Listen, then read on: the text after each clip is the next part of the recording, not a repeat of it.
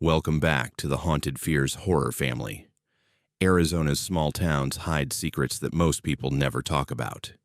11 people broke that silence, and what they shared will make you question everything you think you know about reality. Doppelgängers walking into late-night shifts, reflections that refuse to follow, children laughing at the bottom of dry wells. These aren't campfire tales.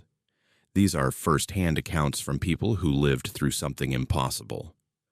Before we start, subscribe now because once you hear Story 7, there's no going back. You ready? Let's begin. What would you do if you saw yourself walk into your workplace at 3 a.m., bought cigarettes without saying a word, then disappeared from every camera angle? I didn't have to imagine it. I lived through it. And I still can't explain what happened that night in Snowflake, Arizona. My name is Liliana, and for 2 years, I worked the graveyard shift at the Circle K on Main Street in Snowflake. It's a small town, population maybe 3,000, the kind of place where everyone knows everyone and nothing exciting ever happens. The store was one of those 24-hour operations, and the overnight shift was usually dead quiet. Just me, the fluorescent lights humming overhead, and the occasional trucker or local coming in for gas or cigarettes. I liked it that way. No drama, no hassle, just 8 hours of restocking shelves, cleaning, and scrolling through my phone when things got slow. I'd been working there since I turned 21, right after I dropped out of community college. The pay wasn't great, but it was steady, and in a town like Snowflake, steady work was hard to come by. My shift ran from 11 at night until 7 in the morning. Most nights, I'd see maybe 10 customers total. The real rush, if you could call it that, happened around midnight, when the bars in Sholo let out and people would stop by on their way home. After that, it was just me and the silence until the morning crew showed up. The night it happened was a Tuesday in late October. I remember because Halloween was coming up, and we'd just put out all the candy displays. It was around 3:15 a.m., and I was in the back stockroom counting inventory. We were supposed to do a full count every Tuesday night, and I'd been putting it off for an hour. The stockroom was cramped, lined with metal shelves stacked high with boxes of chips, candy, paper towels, all the usual convenience store stuff. There was only one way in and out through a heavy door that led back to the main store floor. I was on my knees counting cigarette cartons when I heard the front door chime. It was that electronic ding that played whenever someone walked in. I didn't think much of it. Even at 3 a.m., we'd get the occasional customer. I figured I'd finish the cigarette count and then head out to help whoever it was. But then I heard footsteps, and something about them made me pause. They were too deliberate, too measured, like someone walking in slow motion. Each step echoed in the empty store. I stood up and brushed the dust off my uniform pants. I was wearing the standard Circle K outfit, red polo shirt with the logo, black pants, and a name tag that said Liliana in white letters on a red background. My hair was pulled back in a ponytail, and I'd been wearing the same ratty sneakers for 6 months because I couldn't afford new ones yet. I pushed open the stockroom door and stepped out onto the main floor. The store was laid out pretty simply. You walked in through the front door, and to your right was the counter where I stood most of the night. Behind the counter were the cigarette displays, lottery tickets, and the register. To the left were aisles of snacks, drinks, and basic groceries. The whole place was lit up like a hospital, those buzzing fluorescent tubes that gave everything a harsh white glow. At night, especially in the dead hours, that lighting made the store feel both intensely bright and somehow hollow at the same time. I looked toward the front door, expecting to see someone browsing the aisles or heading toward the counter. But the store looked empty. The motion sensors for the automatic lights in the aisles hadn't even triggered, which meant no one had walked down any of them. I stood there for a second, confused, because I definitely heard the door chime and the footsteps. Maybe someone had walked in and then immediately walked out. That happened sometimes. People would realize they'd left their wallet in the car or changed their mind about whatever they needed. I walked over to the front windows and looked out into the parking lot. There were only two vehicles out there. My beat-up Honda Civic and a semi-truck parked way out by the diesel pumps. The trucker had come in around 1 a.m., paid for his fuel, and then gone back to sleep in his cab. The parking lot was otherwise empty, lit by those tall yellow sodium lights that made everything look jaundiced and strange. No one was walking away from the store. No cars were pulling out. That's when I noticed the coffee station. Someone had been there. One of the large cups was missing from the stack, and there was fresh coffee dripping onto the hot plate like someone had just filled a cup and been careless about it. I walked over and touched the spill. It was hot, still steaming. My heart started beating a little faster. Someone had definitely been in the store within the last minute or two. I checked the aisles, walking down each one systematically. Nothing. No one. The coolers were all closed, the shelves undisturbed. I checked the bathrooms. Both empty, no signs anyone had used them. By now, I was seriously weirded out. In 2 years of working overnight shifts, I'd never had someone vanish like this. Where could they have gone? The store only had one entrance, and I'd been watching it. I went back behind the counter and pulled up the security footage on the little monitor we kept by the register. We had 4 cameras, one pointed at the front door, one at the counter, one covering the main aisles, and one at the back door that employees used. I rewound the footage to about 3:13 a.m. and watched. At 3:14:22 a.m., the front door opened. I watched someone walk in, and my stomach dropped. It was me. Not someone who looked like me. Not someone wearing the same uniform. It was me. Same height, same build, same ponytail, same sneakers, same name tag. The figure moved across the floor with those weird, deliberate steps I'd heard, walked directly to the coffee station, and poured a cup of coffee. Then she, or it, or whatever it was, turned and walked toward the cigarette counter. I could see myself in the frame now on the counter camera. The doppelganger walked right up to the register, standing exactly where a customer would stand. She looked directly at the camera, and I saw my own face staring back at me from the screen. But the expression was wrong. Totally blank. No emotion. Eyes wide open, not blinking, just staring. My hands were shaking as I watched. On the footage, the doppelganger reached into her pocket, the same pocket where I always kept my work notepad, and pulled out a $20 bill. She placed it on the counter. Then she pointed at the cigarettes behind where I usually stood, Marlboro Reds. I didn't smoke. I'd never bought cigarettes in my life. I fast-forwarded slightly. At 3:15:03 a.m., I saw myself emerge from the stockroom on the footage, just like I'd actually done. But here's the thing. When I looked at the counter camera feed, the doppelganger wasn't there anymore. She'd just vanished between frames. 1 second she was standing at the counter, the next second the space was empty. The $20 bill was still sitting there on the counter. I could see it clearly in the footage. I stopped the playback and looked down at the actual counter in front of me. There was a $20 bill sitting there, exactly where it had been in the video. I hadn't put it there. It hadn't been there when I went into the stockroom. My skin went cold. I didn't want to touch it, but I also couldn't just leave it there. Slowly, I reached out and picked it up. It felt normal. Just a regular 20, slightly worn, with the serial number L8834734B. I memorized that number without meaning to, the way you remember weird details when your brain is in shock. I checked the other camera feeds. The angle covering the main aisles showed nothing. The doppelganger never appeared in that frame. The back door camera showed the door never opening. And here's what really got me. I went back and checked the front door camera again, watching the moment the doppelganger supposedly walked in. The door opened. I could see it clear as day, but when I switched to the aisle camera, which should have captured anyone walking from the front door toward the coffee station, there was nothing. No figure, no movement, just empty store. How does someone appear on one camera but not another when they're in the same physical space? I didn't sleep the rest of that shift. I sat behind the counter, eyes glued to the front door, jumping at every small sound. The fluorescent lights seemed louder than usual, that buzz drilling into my skull. The coffee maker gurgled and hissed. The coolers hummed. Every normal sound felt threatening.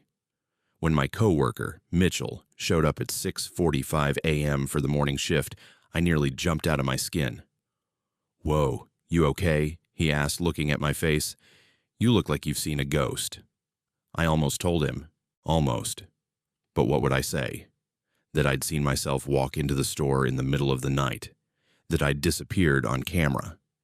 He'd think I was crazy, or high, or making excuses because I'd messed up the register. So I just shook my head and said I'd had a weird night, grabbed my stuff, and left. I drove home in a daze. The sun was just coming up, turning the sky over Snowflake that pale orange-pink color it gets in early morning. Everything looked normal. People were starting their days. I passed a couple of joggers, someone walking their dog. The world was going on like nothing had happened. But I couldn't shake the image of my own face, blank and staring from that security footage. I lived alone in a small apartment about 10 minutes from the store. When I got home, I locked the door behind me, checked every room, and closed all the curtains. I tried to sleep but couldn't. Every time I closed my eyes, I saw that expressionless version of myself standing at the counter. Around noon, I gave up and made coffee. I sat at my kitchen table and tried to rationalize what I'd seen. Maybe it was someone who looked like me, but no, the uniform was exact, down to the name tag, the same ponytail, the same sneakers with the worn-out left heel. I didn't work again until Friday night, 3 days later. In that time, I barely left my apartment. I kept checking my doors and windows, half expecting to see myself standing outside staring in. Every reflective surface made me jump. Windows, mirrors, even the black screen of my TV when it was turned off. I couldn't trust my own reflection. Friday night came too quickly. I almost called in sick, but I needed the money, and I'd already used most of my sick days earlier in the year when I had the flu. So I dragged myself to the store, parked in my usual spot, and trudged inside. The evening shift guy, Colton, was behind the counter. "Hey, Liliana," he said, barely looking up from his phone. "Quiet night so far. Register's good, stockroom's done. You should have an easy one." "Thanks," I muttered. I waited for him to leave, and then I was alone again. Just me and the fluorescent lights and the humming coolers. The first few hours passed without incident. A couple of customers came and went. Around 1 a.m., I worked up the nerve to check the security footage from Tuesday night again, just to make sure I hadn't imagined it. But when I pulled up the files, they were gone. Tuesday's overnight footage had been automatically deleted to make room for new recordings. Our system only kept 3 days of footage before it looped and recorded over itself. I felt a weird mix of relief and frustration. At least no one else could see it. But now I had no proof. Had it really happened? At 3:14 a.m., I checked the time on my phone obsessively. The front door chimed. My whole body went rigid. I looked up from the magazine I'd been pretending to read. A customer walked in. A real normal customer. Some guy in his 50s wearing a trucker hat. He grabbed a soda from the cooler and a bag of beef jerky, paid cash, and left. I exhaled a breath I didn't realize I'd been holding. But then I noticed something on the counter, right where the $20 bill had been on Tuesday night. There was a receipt. I picked it up, my hands shaking. It was a Circle K receipt for a large coffee and a pack of Marlboro Reds. Timestamp 3:14 a.m. Tuesday, October 24th, the night it happened. But that was impossible. I checked the register Tuesday night after everything happened, and there hadn't been any transaction recorded. The register had been empty during the time the doppelganger was in the store. I looked at the bottom of the receipt. It showed the payment method: cash, $20. Change, given, $11 for $2. And at the very bottom, where it normally printed the cashier name or ID, it just said, Liliana. The receipt hadn't been there when I started my shift. I'd wiped down the counter myself at 11:30 p.m. I was sure of it. Someone, or something, had left it there during those first 4 hours of my shift. and I hadn't noticed. Or it had appeared at exactly 3:14 a.m. when I wasn't looking. I grabbed my phone and took a picture of the receipt. Then I folded it carefully and put it in my pocket. This time, I had proof. This time, it was real. Over the next 2 weeks, it happened 3 more times. Same pattern. At exactly 3:14 a.m., I'd find evidence that someone had been in the store. Another receipt. A $20 bill. Once, I found a cigarette pack, Marlboro Reds, unopened, sitting on the counter. And each time when I checked the security footage, I saw the same thing. Me walking in, me buying the cigarettes, me disappearing from frame to frame like a ghost. But the worst part was the final time. It was a Wednesday night, 2 weeks after the first incident. I was restocking the cooler around 3:10 a.m., deliberately staying busy so I wouldn't have to think about what was coming. At 3:13 a.m., I heard the door chime. I took a deep breath and walked out onto the main floor. She was standing at the counter, the doppelganger. In person. Not on camera, right there in front of me. She looked exactly like me in every detail, except for her eyes. They were my eyes, but they were looking at me with something I can't describe. Not malice, not curiosity, just recognition. Like she was me, and she knew she was me, and she was waiting for me to understand what that meant. We stood there, staring at each other for what felt like an hour, but was probably only 10 or 15 seconds. Neither of us moved. Neither of us spoke. The fluorescent lights buzzed overhead. The coolers hummed. And then, without any warning, without any transition, she wasn't there anymore. She didn't fade. She didn't walk away. She just stopped being there, like someone had cut her out of reality. I quit the next day. I didn't give 2 weeks' notice. I didn't explain anything to my manager beyond family emergency. I just stopped showing up. I couldn't be in that store anymore. Couldn't stand behind that counter. Couldn't work overnight shifts where at 3:14 a.m. I might see myself walk through the door. I got a job waiting tables at a diner in Show Low. Day shifts only. I moved to a different apartment, even though my lease wasn't up, and it cost me the deposit. I stopped going to Snowflake unless I absolutely had to. And I never, ever went to that Circle K again. But here's the thing, I haven't told anyone until now. About 3 months after I quit, I was going through my old work clothes, getting ready to donate them. I checked the pockets of my Circle K uniform pants, the ones I'd been wearing that first night. And I found a receipt, large coffee and a pack of Marlboro Reds. Timestamp 3:14 a.m. Payment method, cash $20. Cashier, Liliana. The date on the receipt was 3 weeks in the future from the day I found it. I threw the uniform away that night. Didn't donate it. Didn't even take it to Goodwill. I drove it straight to the dump and watched them bury it in the landfill. Then I went home and waited. For 3 weeks, I barely slept. I avoided mirrors. I jumped at every sound. And when the date on the receipt finally came, a Tuesday night, late October, exactly 1 year after that first encounter, I locked myself in my apartment and didn't leave until the sun came up. Nothing happened that night. No doppelganger. No mysterious receipts. No unexplained coffee purchases. But I can't shake the feeling that somewhere, in some version of the world that's not quite this one, there's another Liliana working the overnight shift at that Circle K. And at 3:14 a.m., she sees me walk through the door. She sees herself. And she knows exactly what I know. Sometimes the person staring back at you from across the counter isn't a reflection. Sometimes it's something else entirely. I still have that receipt. I keep it in a box in my closet, along with the photo I took of the first one. Sometimes, when I can't sleep, I take them out and look at them. Not because I want to remember, but because I need to. I need the proof that I'm not crazy, that it really happened, that somewhere out there, there's another me who walked into that store and bought cigarettes I never smoked, with money I never had, during a shift I was definitely working. And if you're ever driving through Snowflake late at night and you need to stop for gas or coffee, maybe skip the Circle K on Main Street. Go somewhere else. anywhere else. Because at 3:14 a.m., you might see someone walk in who looks exactly like you. And when you check the cameras later, trying to make sense of what you saw, you'll find out that sometimes the scariest person you'll ever meet is yourself. If this story gave you chills, make sure you hit that subscribe button and join the Haunted Fears horror family. Because we've got 10 more stories coming up, and trust me, they only get darker from here. You've been warned.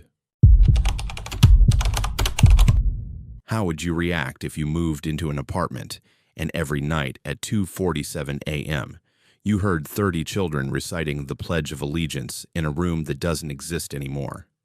I didn't believe in ghosts before I moved to Prescott, but 3 months in that building changed everything I thought I knew about what's possible. My name is Ensley, and I'm a kindergarten teacher. I moved to Prescott, Arizona in March of 2023 because I'd gotten a job at one of the elementary schools there and needed somewhere affordable to live. Prescott's a beautiful town, tucked up in the mountains about 100 miles north of Phoenix, with pine trees and actual seasons and this Old West charm that feels like stepping back in time. The cost of living was lower than Phoenix. The school district had a good reputation, and I was ready for a fresh start after a bad breakup. I found the apartment listing on Craigslist. Historic building, newly renovated apartments, downtown Prescott. The photos looked gorgeous. Exposed brick walls, high ceilings with those old-fashioned tin tiles, big windows with mountain views. The rent was incredibly cheap for what you got, which should have been my first warning sign. But I was broke and desperate. I called the number, spoke to a property manager named Sandra, and scheduled a viewing for the following weekend. The building was on East Gurley Street, just a few blocks from the courthouse plaza that sits in the center of downtown Prescott. It was a massive 3-story brick structure, the kind of solid, imposing architecture they don't build anymore. Sandra met me outside and explained the building's history as we walked up the front steps. "This used to be Washington Elementary School," she said, unlocking the heavy front door. "Built in 1903, operated until 1998, when they consolidated with another school. Building sat empty for about 15 years before our company bought it and converted it to apartments in 2015. We've got 12 units total, most of them occupied. You'd be in 2B, second floor, east side." The moment I walked inside, I felt something off. Not scary, exactly, just heavy. Like the air had weight to it. The main entrance had been converted into a shared lobby, but you could still see traces of the original school, the worn wooden floors, the high ceilings, the way the hallways stretched out in that institutional way schools always have. They'd done a nice job with the renovation, though. Modern lighting, fresh paint, new carpeting in the common areas. We took the stairs to the second floor. Sandra explained that they'd kept as much of the original structure as possible, which meant the apartments had unusual layouts. "Some of the units are in what used to be classrooms," she said. "Others are in the old administrative offices or the library. 2B is one of the classroom conversions." She unlocked the door to 2B, and we stepped inside. The apartment was a large studio, maybe 600 square feet, with those beautiful brick walls and huge windows that let in streams of afternoon sunlight. The bathroom and kitchenette had been built into one corner, but most of the space was open. You could definitely tell it had been a classroom. The dimensions were right, and there were still old chalkboard brackets mounted high on one wall, though the boards themselves had been removed. "I love it," I said immediately. And I did. It felt sunny and spacious and full of character. The heavy feeling from downstairs seemed less intense up here, or maybe I was just distracted by how perfect the apartment was for my budget. I signed the lease that day and moved in 2 weeks later. For the first month, everything was fine. Better than fine, actually. I loved living in the building. My neighbors were quiet, mostly young professionals, and a couple of grad students. The location was perfect. I could walk to downtown restaurants and shops, and my school was only a 10-minute drive. The apartment itself was cozy, and I decorated it with plants and bookshelves, and all the things that make a place feel like home. The first time I heard them was on a Tuesday night in early April. I'd been living there for about 5 weeks. I remember the date because it was the night before a big standardized test at my school, and I'd stayed up late preparing materials. I finally went to bed around midnight, exhausted, and fell asleep immediately. I woke up at 2:47 a.m. to the sound of children's voices. At first, in that confused state between sleep and waking, I thought I'd left my TV on, but as I became more alert, I realized the sound wasn't coming from my apartment. It was coming from somewhere else in the building, somewhere close but not quite identifiable. The voices were saying the Pledge of Allegiance, all together in that rhythmic sing-song way kids recite it. I pledge allegiance to the flag of the United States of America. There had to be at least 20 or 30 voices, all speaking in unison. Young voices, elementary school age. I sat up in bed, my heart pounding. Who the hell had that many kids in their apartment at 2:47 in the morning? And why were they saying the Pledge of Allegiance? It made no sense. The building had rules about noise after 10 p.m., and I was pretty sure classroom recitations in the middle of the night violated several of them. The voices continued. And to the Republic, for which it stands, one nation, under God, indivisible, with liberty and justice for all. Then silence. Complete. Absolute silence. No footsteps, no adult voices telling the kids to be quiet. No sounds of movement at all. Just the sudden absence of noise, like someone had hit a mute button.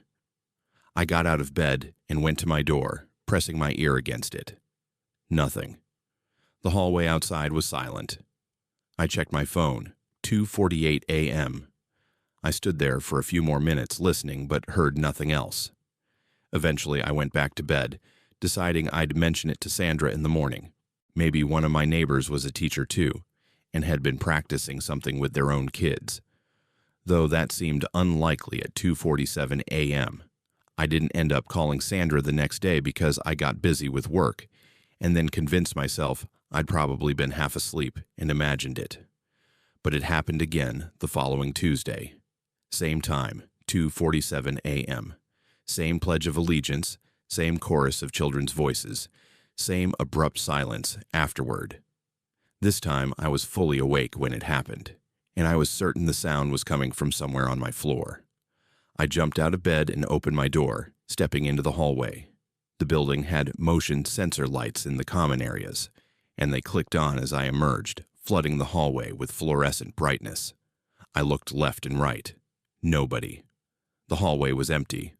All the other apartment doors were closed, and yet, as I stood there, I could still hear the faint echo of those voices. With liberty and justice for all. The sound was coming from my left, from the direction of the sealed-off east wing. Sandra had mentioned during my tour that part of the second floor hadn't been converted yet. Something about structural issues and permits. There was a set of double doors at the end of my hallway that led to that section, with a big "No Entry Construction Zone" sign on them. I walked toward those doors, my bare feet silent on the carpet. As I got closer, the voices got louder. Not a lot, but noticeably. They were definitely coming from beyond those doors. I reached out and tried the handle. Locked. I pressed my ear against the door and listened. Children's voices, dozens of them. But they weren't saying the pledge anymore. Now they were just talking. The murmur of classroom chatter. That indistinct background noise of kids whispering and giggling and shuffling papers. I could even hear individual voices if I concentrated. A girl saying something about her lunch. A boy asking to borrow a pencil. It sounded exactly like my own classroom during independent work time. And then I heard an adult woman's voice, clear and authoritative. "Class, eyes up here, please. We need to finish our arithmetic before lunch." The chatter stopped immediately. I heard the sound of chairs scraping against a floor, papers rustling, someone coughing. Normal classroom sounds. Except it was 2:50 a.m., and that wing of the building had been sealed off and empty for years. I stood there, frozen, my ear pressed to the door, barely breathing. The woman's voice continued. Tommy, please come up to the board and show us how you solve number 4. Footsteps. A child walking. The squeak of chalk on a chalkboard. The woman praising Tommy's work. More arithmetic problems being assigned. And then, without any warning or transition, complete silence again, like someone had turned off a recording. I pulled away from the door, my heart hammering so hard I thought I might pass out. I stood in that empty hallway for a long time, just staring at those locked double doors. Finally, when nothing else happened, I went back to my apartment, locked my door, turned on every light, and didn't sleep for the rest of the night. The next morning, I went down to Sandra's office in the building's ground floor. She managed the property on site and kept office hours from 9 a.m. to 5 p.m. on weekdays. I found her at her desk, sorting through maintenance requests. Ensley, hey, she said, looking up with a smile. What can I do for you? I tried to figure out how to explain what I'd heard without sounding crazy. The east wing on the second floor, I started. The sealed-off part. Is anyone working in there? Or storing anything? Or using it for anything? Sandra frowned. No, that section's been closed since before I started working here. Why? Are you hearing construction noise?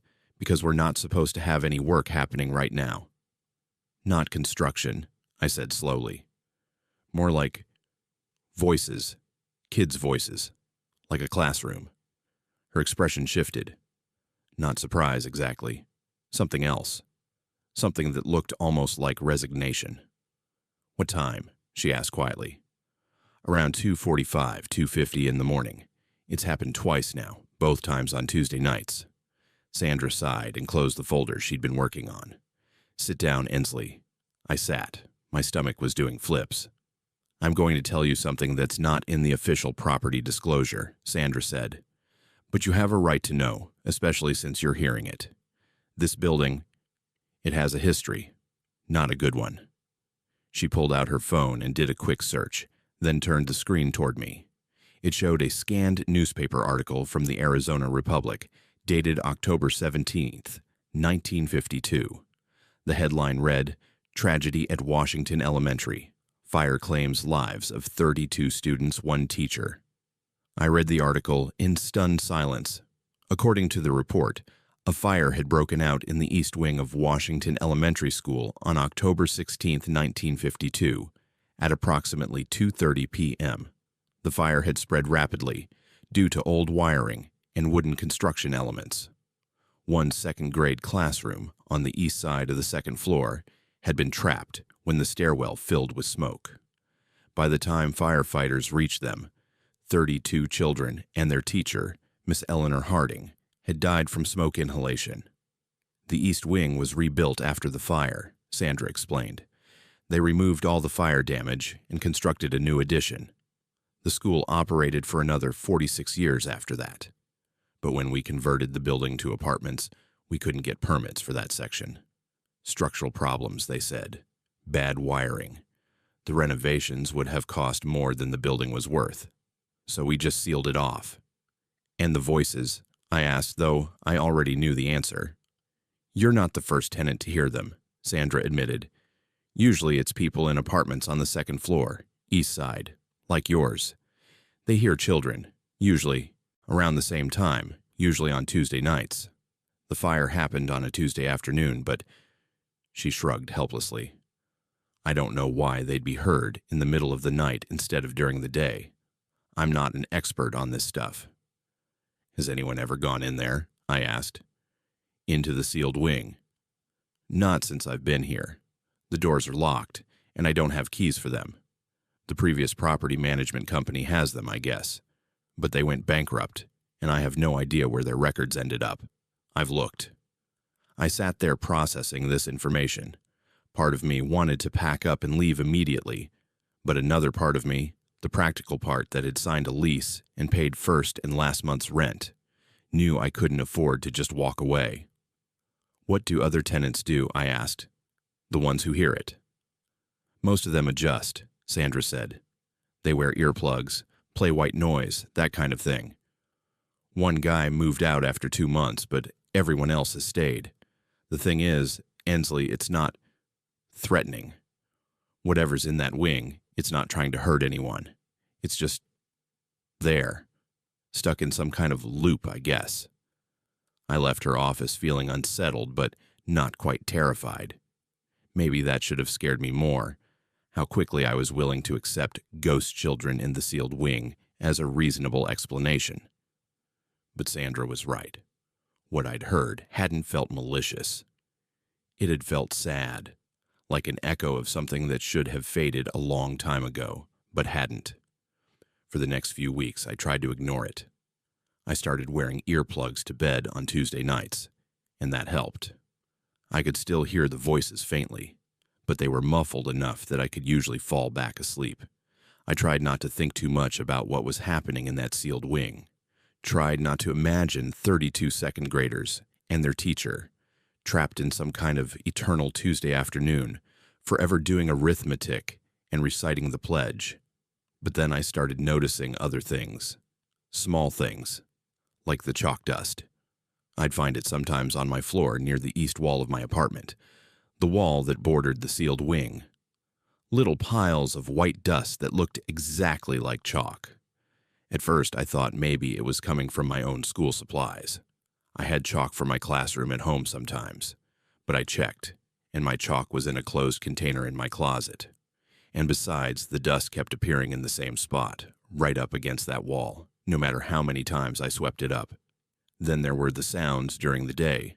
Not voices this time, but other things. The sound of a ball bouncing in the hallway when I knew no one was there. The faint ring of a bell, not a phone or alarm, but an old-fashioned school bell. Once, I swear I smelled chalk and old paper, that distinctive scent every teacher recognizes coming from nowhere I could identify. And the handprints. I first noticed them about 2 months after I'd moved in. I was cleaning my windows one Saturday morning, wiping down the glass with Windex and paper towels. The windows in my apartment were those old-style ones, tall and narrow with wooden frames. As I cleaned the inside of the window closest to the east wall, I noticed small handprints on the glass. Child-sized handprints, with all 5 fingers clearly visible. I wiped them away and thought nothing of it. Kids probably pressed their hands against the windows when this was still a school. But the next morning, they were back. Same window, same handprints, on the inside of the glass. And I lived alone. I'd been the only person in my apartment. I took a photo of them with my phone. The handprints were small, probably belonging to a 7 or 8-year-old.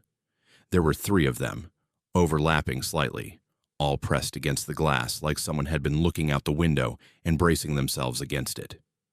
That night, I didn't wear earplugs. I don't know why. Maybe I needed to hear it, to confirm what I was starting to suspect. At 2:47 a.m. the voices began, the Pledge of Allegiance, same as always. I got out of bed and walked to the wall that separated my apartment from the sealed wing.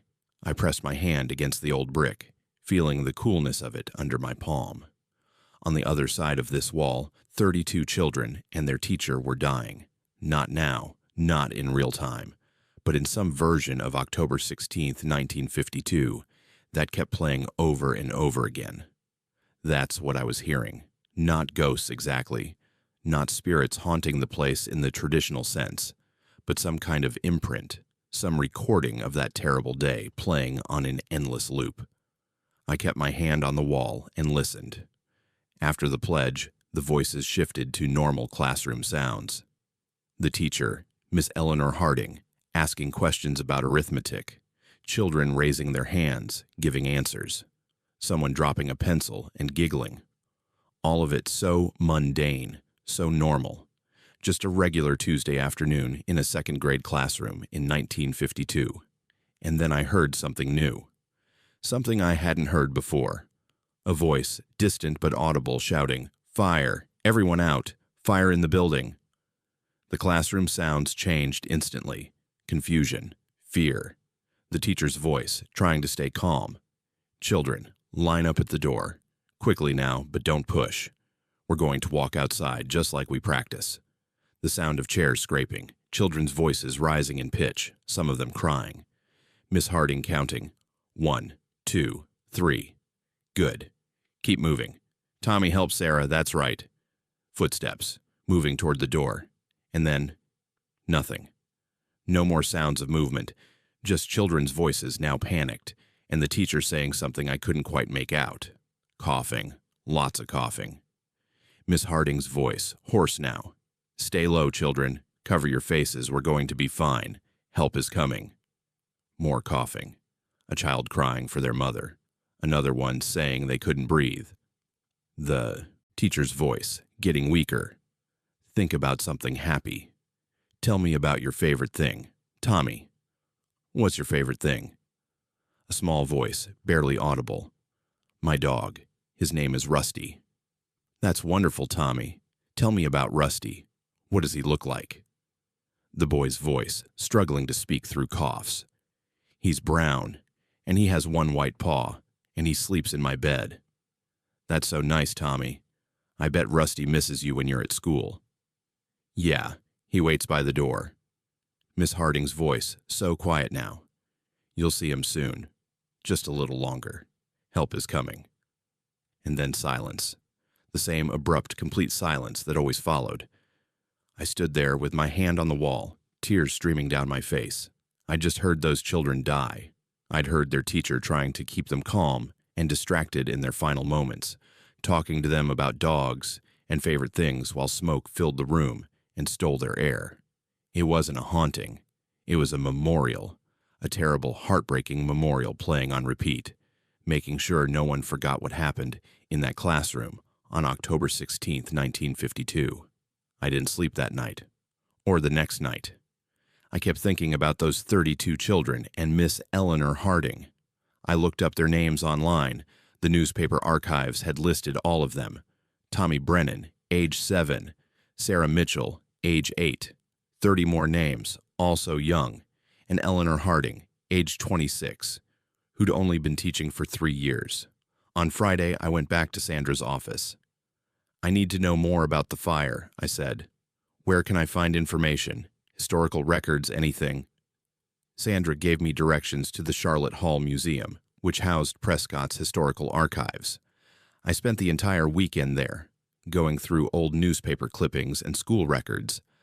I learned that the fire had started in the boiler room due to faulty wiring. I learned that several other classrooms had evacuated safely, but the second-grade room in the East Wing had been cut off when the main stairwell filled with smoke.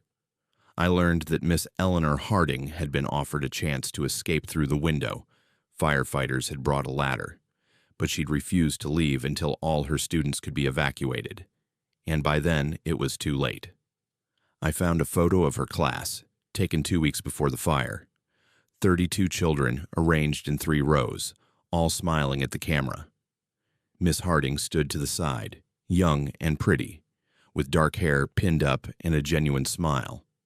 I recognized some of the names from the caption below the photo. Tommy Brennan was in the front row, grinning with a missing front tooth. Sarah Mitchell was in the back, slightly taller than the other kids.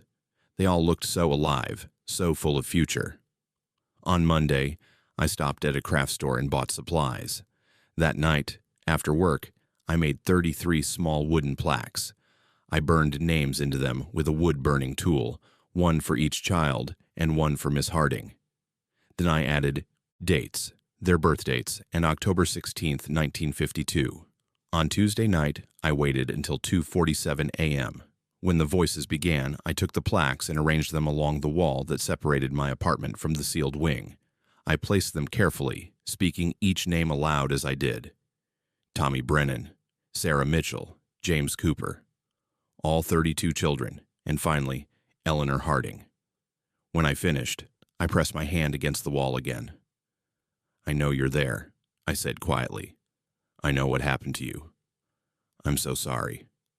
I'm so sorry. The voices continued their usual pattern. The pledge, the arithmetic lesson, the fire alarm, the terrible final moments. But when the silence came this time, it felt different. Not abrupt. More like peaceful, like an exhale after holding your breath. And then I heard it. Just once, so faint, I almost thought I imagined it. A woman's voice, Miss Harding's voice, whisper, "Thank you." The handprints appeared on my window that night, but this time they were on the outside of the glass, like someone saying goodbye from the other side. When I woke up the next morning, they were gone. The voices still come every Tuesday night at 2:47 a.m. I still hear the Pledge of Allegiance, still hear Miss Harding teaching her class. But now I hear something else too, something that wasn't there before. At the very end, after the silence, I hear children laughing, not the panicked, frightened sounds from the fire. Real laughter, the sound of kids playing at recess, happy and free. I still live in that apartment. I've been here for almost 2 years now.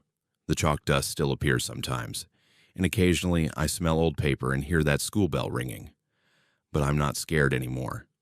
Those children and their teacher aren't trying to haunt anyone.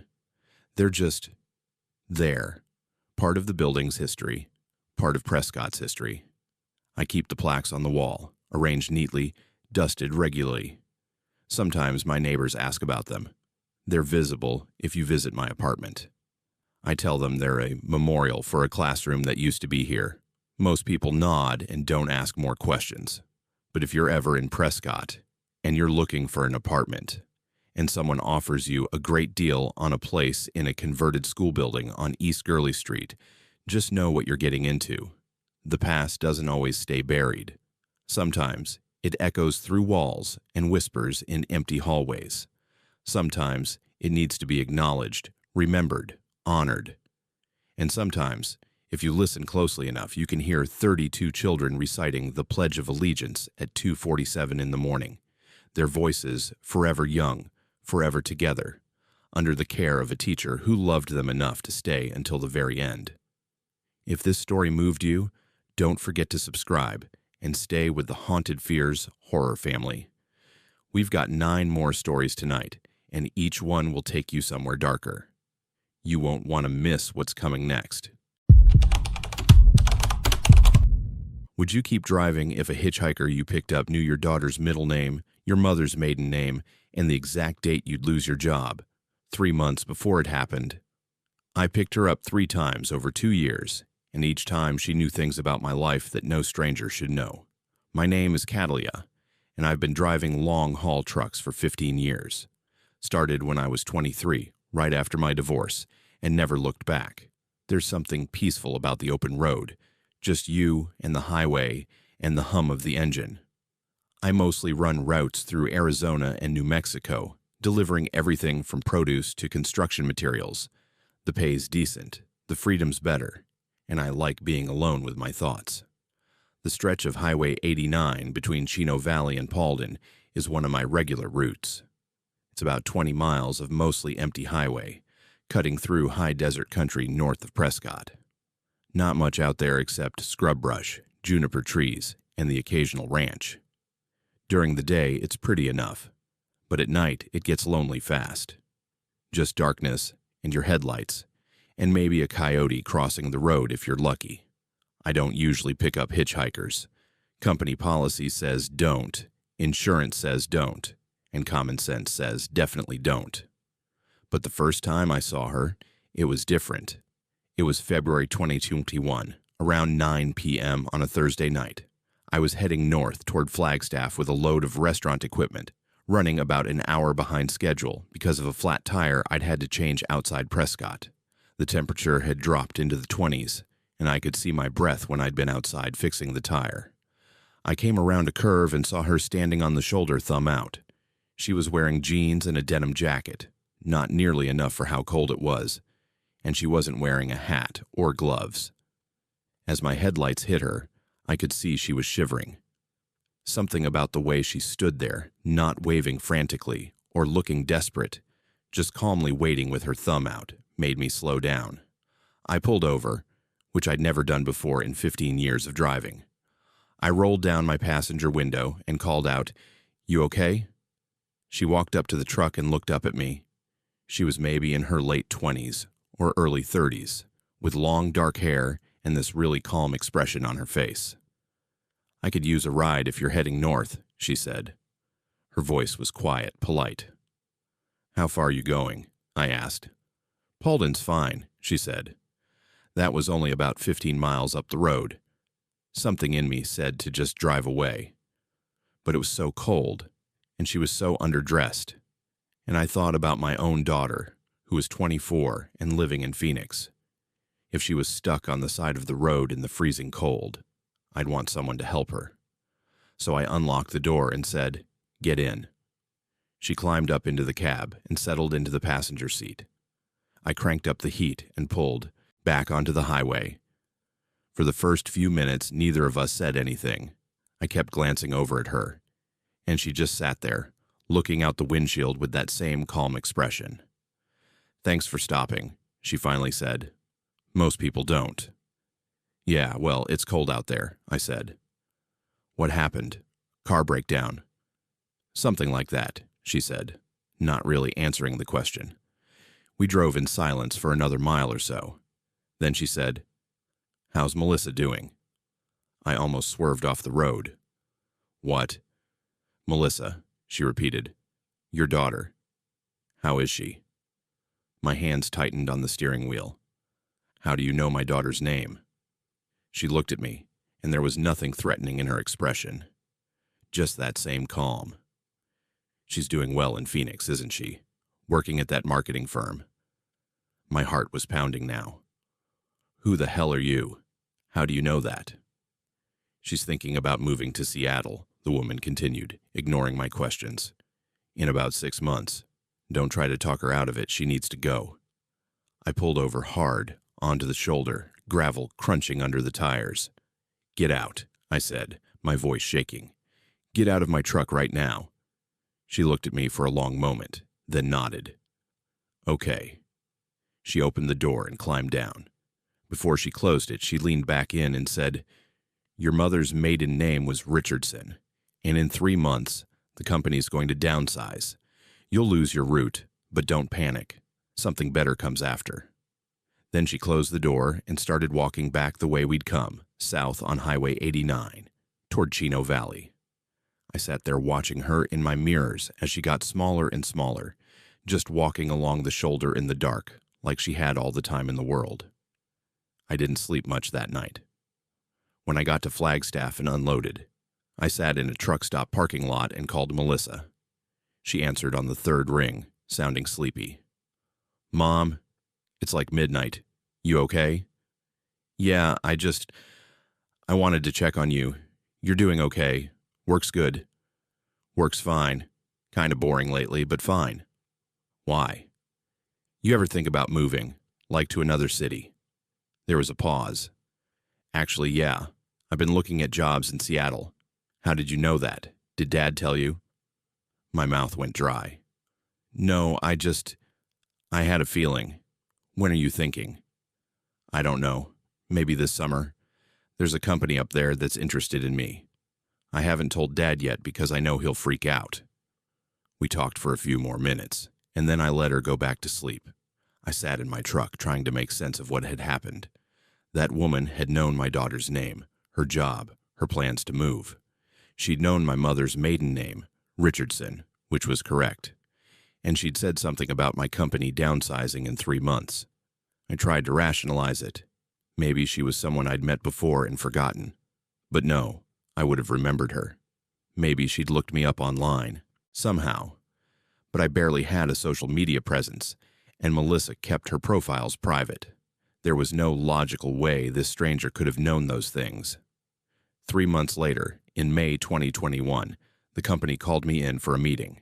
They were downsizing their Arizona operations. My route was being eliminated. They offered me a different route, California to Nevada, but it meant relocating to Las Vegas. I had 2 weeks to decide.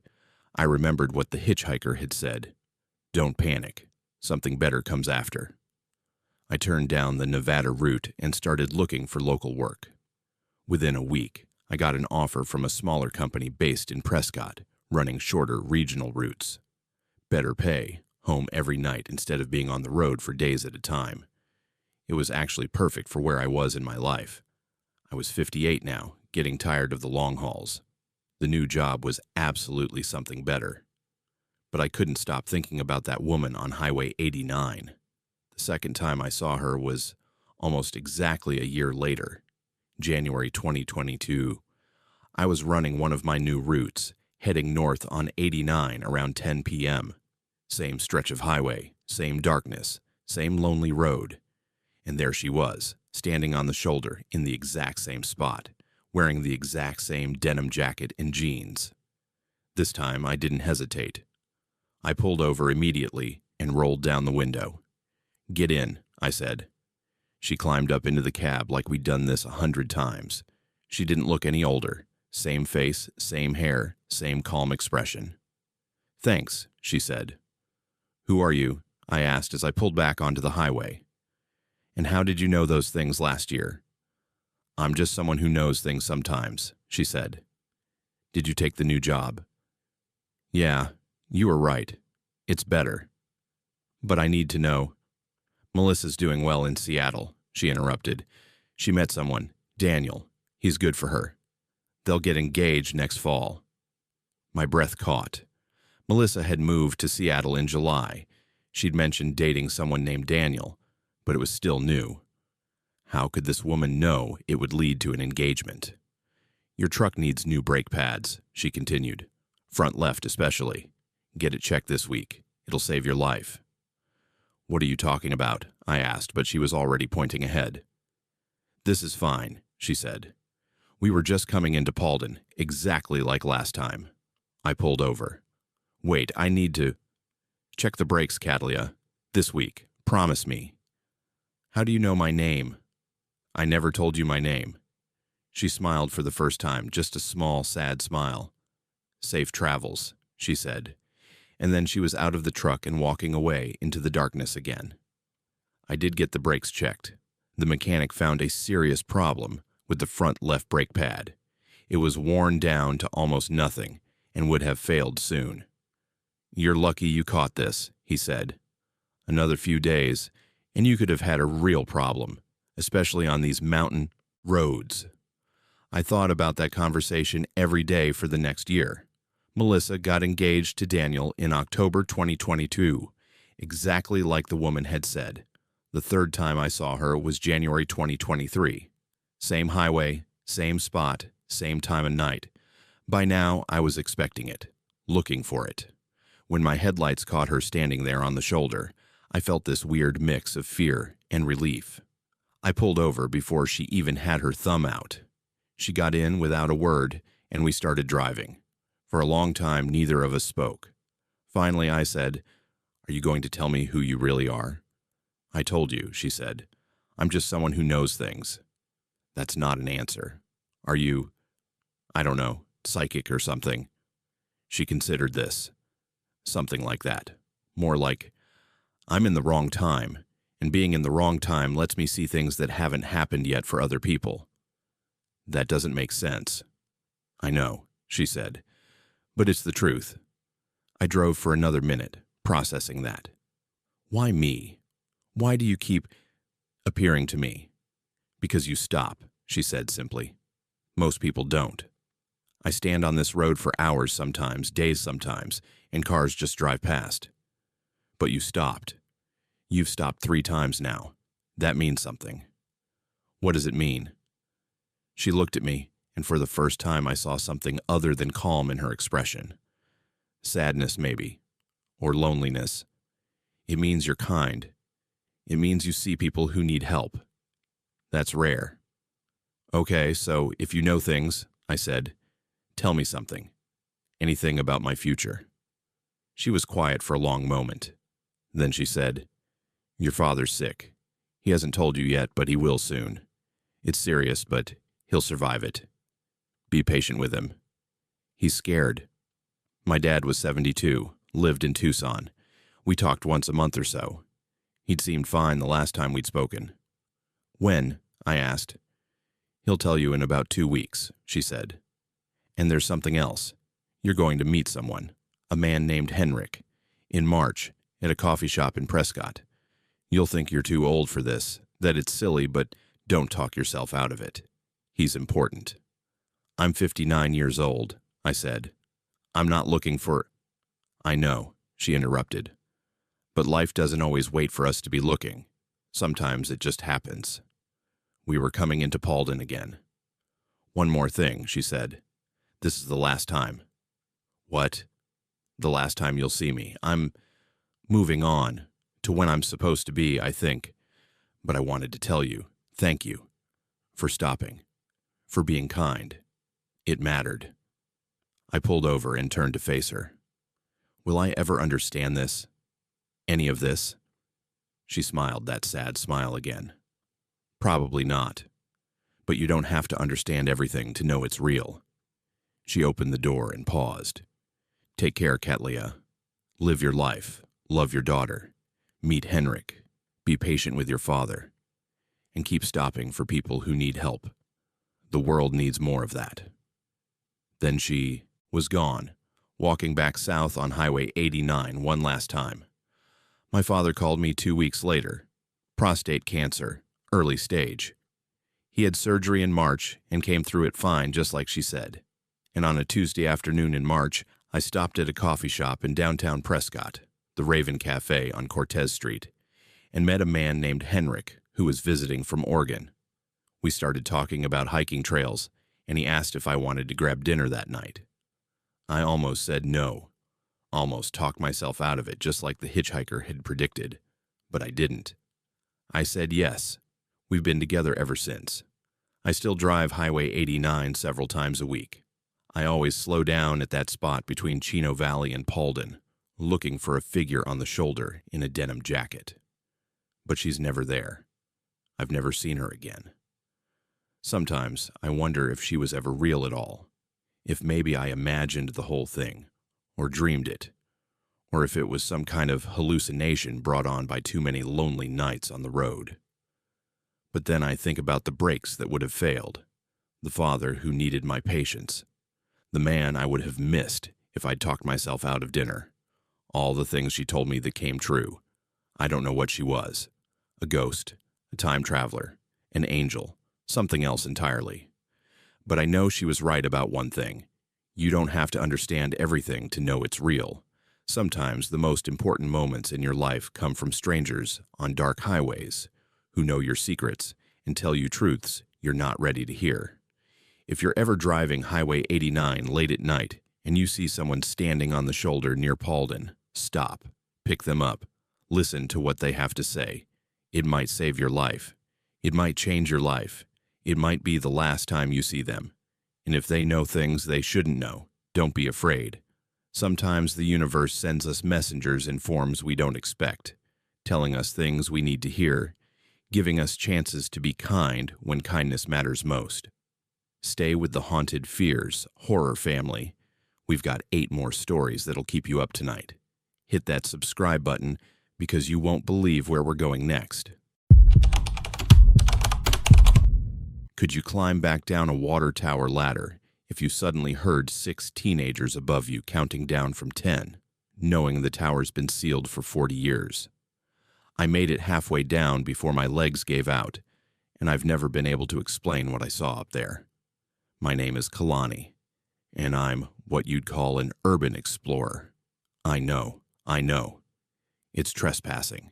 It's dangerous. It's stupid. I've heard it all before from my parents, my friends, the cops who've caught me twice. But there's something about abandoned places that pulls me in. The silence, the decay, the sense of frozen time. It's like stepping into a world that everyone else forgot, and for a few hours, it's all yours. I'm 26, work as a graphic designer in Phoenix, and spend most of my weekends driving around Arizona looking for forgotten buildings to photograph. I've explored old motels, defunct mines, ghost towns, you name it. I've got a whole Instagram account dedicated to it, I've Forgotten Arizona, with about 15,000 followers. Urban exploration is more than a hobby for me. It's an obsession. Williams, Arizona is a small town on Route 66, about an hour west of Flagstaff. It's one of those classic American highway towns that thrived when Route 66 was the main artery across the country, then slowly faded when the interstate came through. The town's still there, still functional, with about 3,000 residents and a lot of tourist shops selling Route 66 memorabilia. But on the outskirts, away from the commercial strip, there are remnants of the town's busier past. The water tower is one of those remnants. It stands about a quarter mile outside the main town, accessible by a dirt road that branches off the old highway. It's a massive structure, maybe 80 feet tall, with a cylindrical tank at the top and a metal ladder running up the side. The whole thing is covered in rust and graffiti, and there's a chain-link fence around the base with no trespassing signs every few feet.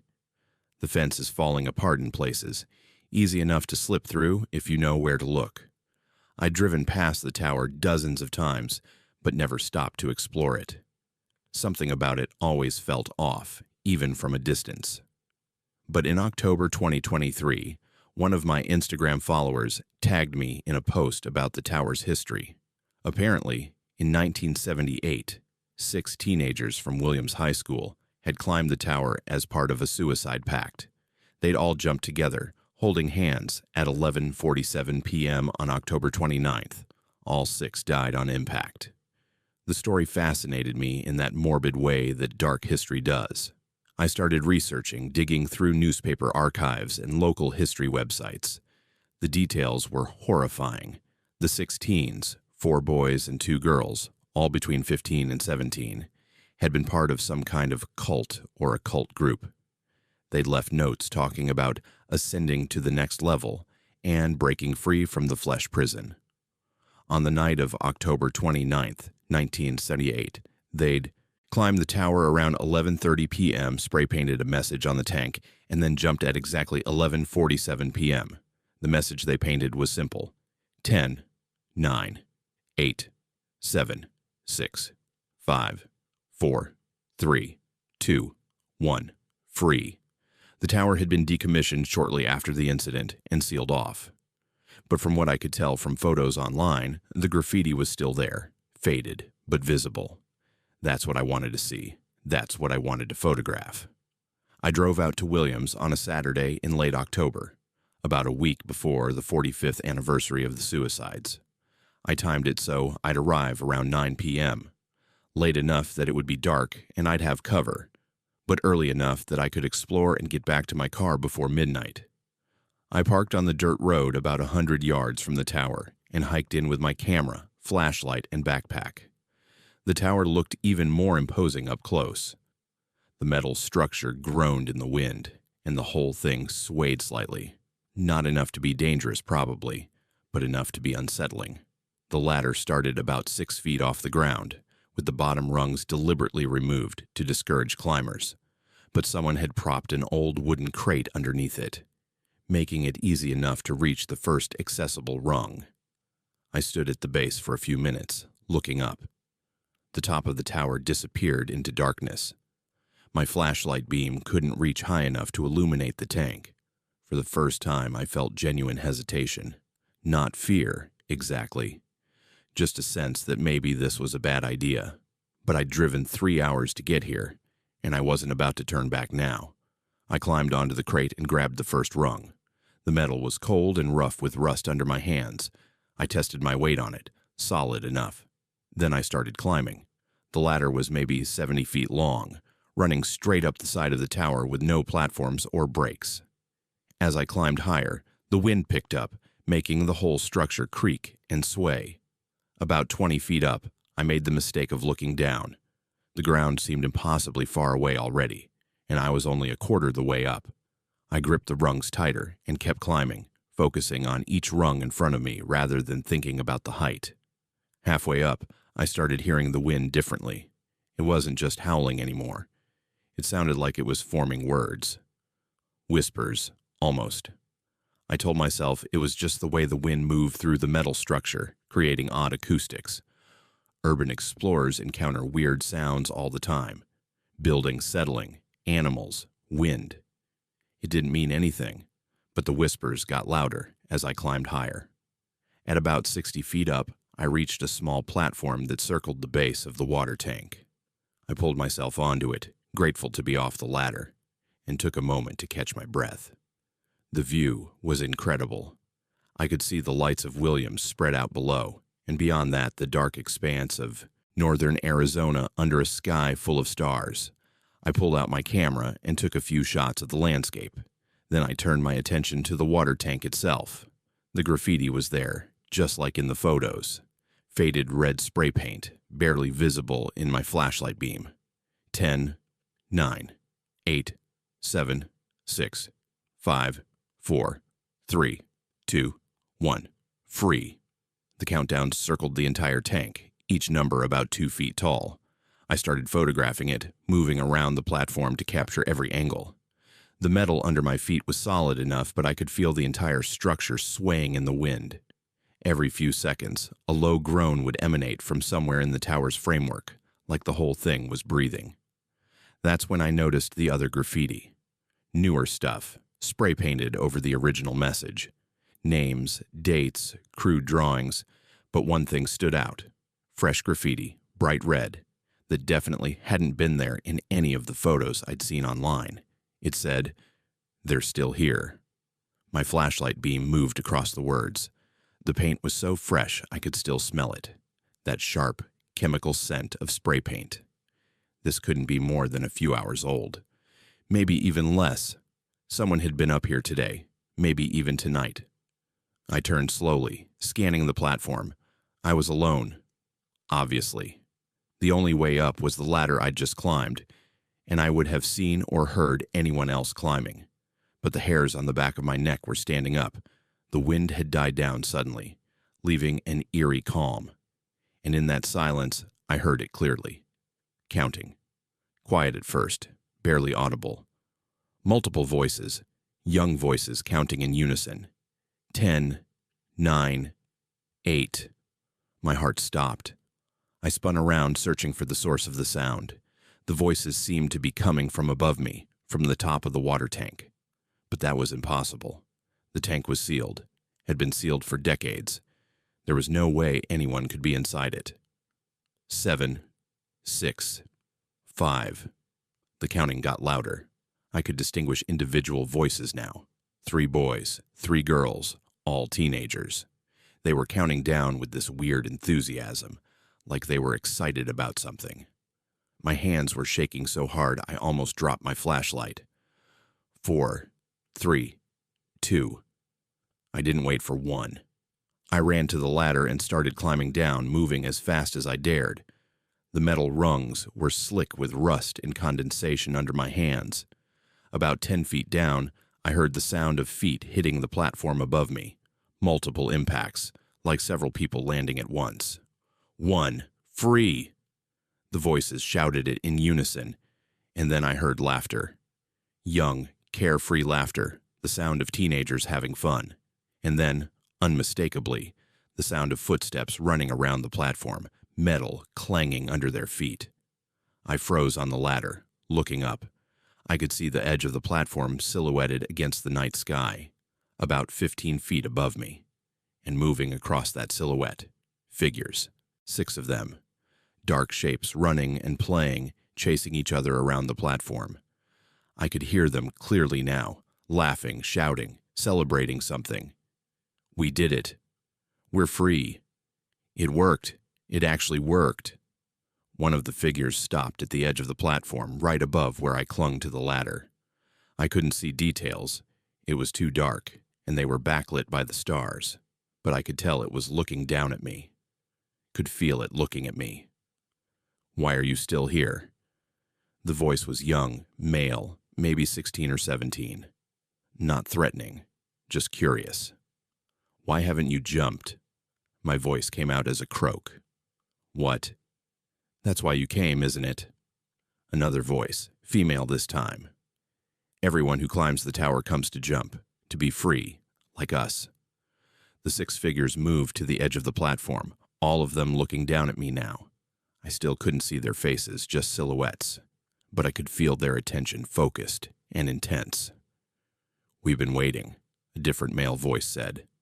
"Waiting for someone to join us. It's lonely, being free alone, but if more people jump, more people join us, we won't be lonely anymore."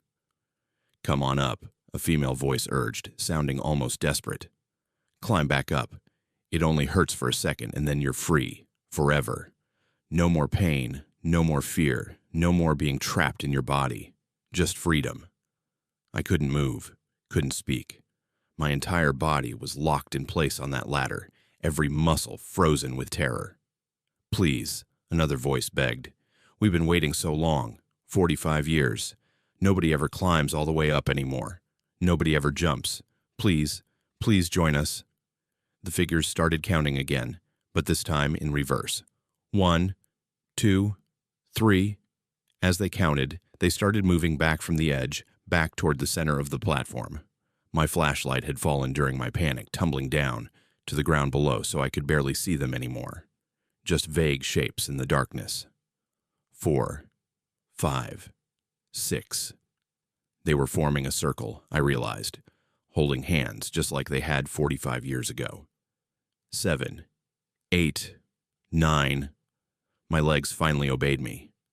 I started climbing down again, not caring about safety, just needing to get away from the tower, away from those voices, away from the 6 figures who'd been dead since 1978, but were somehow still up there, still waiting, still trying to find freedom in the worst way possible. 10! I heard them jump. Not the sound of bodies hitting the platform or going over the edge, just the sensation of movement, of 6 people launching themselves into the void. And then silence. Complete, absolute silence. No wind, no voices, no footsteps, nothing. I made it down the rest of the ladder in a blur. My legs gave out when I reached the ground, and I collapsed onto the dirt, gasping and shaking. I stayed there for what felt like forever, staring up at the tower, half expecting to see bodies falling from the top. But there was nothing. Just the rusted metal structure swaying slightly in the wind that had started up again. Eventually, I found my flashlight, miraculously still working despite the fall, and stumbled back to my car. I didn't look back at the tower, didn't take any more photos. I just drove, putting as much distance between myself and Williams as possible. I didn't sleep that night, or the next. Every time I closed my eyes, I heard those voices counting down, heard them begging me to climb back up and jump with them. I kept thinking about what they'd said. Everyone who climbs the tower comes to jump. Was that true? Had everyone who'd climbed that tower since 1978 been suicidal, or was it something else? Was the tower itself drawing people to it, people who were vulnerable, people who might actually jump? And were those 6 teenagers, or whatever they'd become, actively trying to add to their numbers? I went through my photos from that night. Most of them were blurry or out of focus because of how badly my hands had been shaking. But a few of the shots of the graffiti came out clear, including one photo of the fresh message, "They're still here." And in the background of that photo, barely visible in the darkness at the edge of my flashlight beam, were figures. 6 of them, standing in a circle on the platform. I hadn't seen them when I took the photo, but there they were, captured on my camera, 6 blurry shapes that could have been tricks of light and shadow, or could have been something else entirely. I deleted my entire Instagram account 2 days later. Quit urban exploration cold turkey. Some people who follow me probably think I got arrested, or injured, or just lost interest. But the truth is simpler. I found something I wasn't supposed to find. I went somewhere I wasn't supposed to go. And I heard an invitation I was lucky enough to refuse. The water tower in Williams is still there.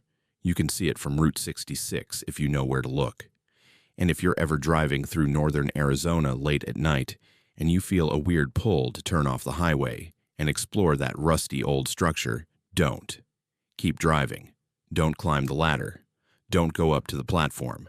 Don't listen to the voices if you hear them counting, because they're still there, those 6 teenagers. Still stuck in that moment between 10 and 1, between trapped and free. Still looking for company. Still waiting for someone to join them in whatever twisted version of freedom they found when they jumped 45 years ago. And if you do climb up there, if you ignore this warning and decide to see for yourself, remember what they told me. It only hurts for a second, and then you're free, forever. But I've spent every day since that night being grateful I didn't find out what kind of freedom they meant. 3 days after I deleted my account, I got an email from an address I didn't recognize. No subject line, no message, just an attached image. I almost didn't open it, but curiosity got the better of me. It was a photo of the Williams Water Tower taken from the ground looking up, and at the top, standing on the platform, was a figure, just one, too far away and too grainy to make out details, but definitely a person.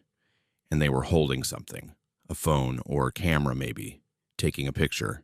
The photo was dated October 29th, 2023, 11:47 p.m., the exact time of the original jumps, exactly 45 years later. I stared at that photo for a long time, trying to understand what I was seeing. Then I noticed something in the metadata when I checked the file properties. The photo had been taken from my own camera. The camera I'd left at home that night because it had been safely in my apartment the entire time. Except, apparently, it hadn't been. I checked my camera. The photo was there, in the memory card, filed exactly where it should be, chronologically, with all my other shots from that night. A photo I definitely didn't take, showing a tower I was never on at the exact moment I was driving away in panic. I don't know what it means. I don't want to know what it means. I threw the camera away, bought a new one, and decided that some mysteries are better left unsolved. Some places are meant to stay forgotten, and some invitations, no matter how insistent, should never, ever be accepted. The Haunted Fears horror family knows the truth. Some towers aren't just abandoned. They're waiting. Subscribe and stick with us. We've got 7 more stories tonight, and trust me, you won't sleep after what's coming next. What choice would you make if you saw 17 dead miners walk past you in a tunnel, and you knew that following them might reveal what really happened the night they died? I'm a tour guide, and I've made that choice 3 times now. Each time, I learned something new about how death doesn't always mean the end. My name is Naya, and I've worked at the Copper Queen Mine in Bisbee, Arizona for 4 years. If you've never heard of Bisbee, it's this old mining town tucked up in the Mule Mountains in southern Arizona, about 90 miles southeast of Tucson. The town's got maybe 5,000 residents now, but back in the early 1900s, it was booming. Copper mining made this place one of the wealthiest towns in the West. The Copper Queen Mine operated from 1880 to 1975, and in that time, miners pulled out over 8 billion pounds of copper from these tunnels. Now it's a tourist attraction. We take people underground in little groups, show them the old mining equipment, tell them stories about what life was like for the miners, explain how the geology works. It's actually pretty interesting work, and I love it. I'm 32, got a geology degree from the University of Arizona, and figured this job would be temporary until I found something better. 4 years later, I'm still here. The pay's decent. The tourists are usually nice, and there's something about being underground that I find peaceful. The mine has about 140 miles of tunnels on multiple levels, but we only use about a mile of that for tours. The rest is sealed off, too dangerous, too unstable, or just not interesting enough to maintain for public access. The tour route is well lit, with paved walkways and safety railings. We've got emergency equipment, radio communication, the whole 9 yards. It's very safe, very controlled. But the sealed sections, those are different. I've only been in them a handful of times, usually with maintenance crews when something needs to be checked or repaired. Those tunnels are dark, cramped, and feel ancient in a way that's hard to describe. The air is different down there, heavier somehow. And it's absolutely silent except for the occasional drip of water or the creak of old timber supports. The first time I saw them was in March of my 2nd year working there. I was doing a late tour. We offer evening tours during the summer tourist season, and we'd just finished up around 9 p.m. The last group had left, and I was doing my closing routine, checking that all the equipment was secure, turning off most of the lights, making sure no one had left anything behind. Standard procedure. I was in a section called the Campbell Shaft, about 800 feet underground, when I heard voices. Male voices, lots of them, speaking in a mix of English and what sounded like Spanish. They were distant but clear, echoing through the tunnels from somewhere deeper in the mine. My first thought was that someone from the tour had wandered off and gotten lost. It happens occasionally. Tourists don't listen. They duck under a rope or push past a barrier because they want to see more. It's dangerous and stupid, but people do it. So I grabbed my flashlight and headed toward the voices, calling out, "Hello, tour's over. You need to come back to the main shaft." The voices didn't stop or respond to me. They just kept talking, too far away for me to make out distinct words. I followed the sound deeper into the Campbell section, past the tourist route, and into areas we don't normally go. I knew I should radio for backup, but I was annoyed more than worried. I just wanted to collect whoever had wandered off and get them out so I could finish closing up and go home. I turned a corner and saw lights ahead. Not electric lights. These were the warm, flickering yellow of oil lamps or candles, and I saw shapes moving in that light, shadows cast enormous against the tunnel walls. My annoyance shifted immediately to confusion and then fear. No tourist would have oil lamps. And those shadows looked wrong, too many of them, moving in sync like a group of people walking together. I stopped and stood absolutely still, my modern LED flashlight in my hand, watching those old-fashioned lights move deeper into the tunnel ahead of me. The voices were clearer now. I could hear individual words. "Careful here. Watch the cart. Almost there." They were speaking English with various accents, American, Irish, Mexican, others I couldn't identify. And then they came into view. 17 men, all wearing old mining clothes, canvas pants, worn shirts, suspenders, battered hats. They were carrying pickaxes and shovels, some pushing ore carts. Their faces were covered in dirt and coal dust. They were walking away from me, heading deeper into the sealed section of the mine, their oil lamps casting long shadows. I knew, instantly and completely, that I was looking at ghosts, dead miners. There was no other explanation. The clothing was wrong for modern times, the equipment was antique, and most importantly, they were walking into a section of the mine that had been sealed with concrete barriers 20 years ago. There was no physical way for living people to be where they were. I should have run, should have backed away slowly and gotten the hell out of there. But instead, I followed them. I still don't know why. Maybe because I was curious. Maybe because they didn't seem threatening. Just tired workers heading to their shift. Maybe because part of me, the geologist part, needed to understand what I was seeing. I walked behind them, keeping about 20 feet back. They didn't seem to notice me at all. They just kept walking and talking to each other, their conversation casual and mundane. One man complained about his back hurting. Another joked about something his wife had said that morning. They sounded so normal, so alive, that I started to doubt what I was seeing. They led me deeper into the Campbell Shaft than I'd ever been, past barriers and warning signs, into tunnels I didn't even know existed.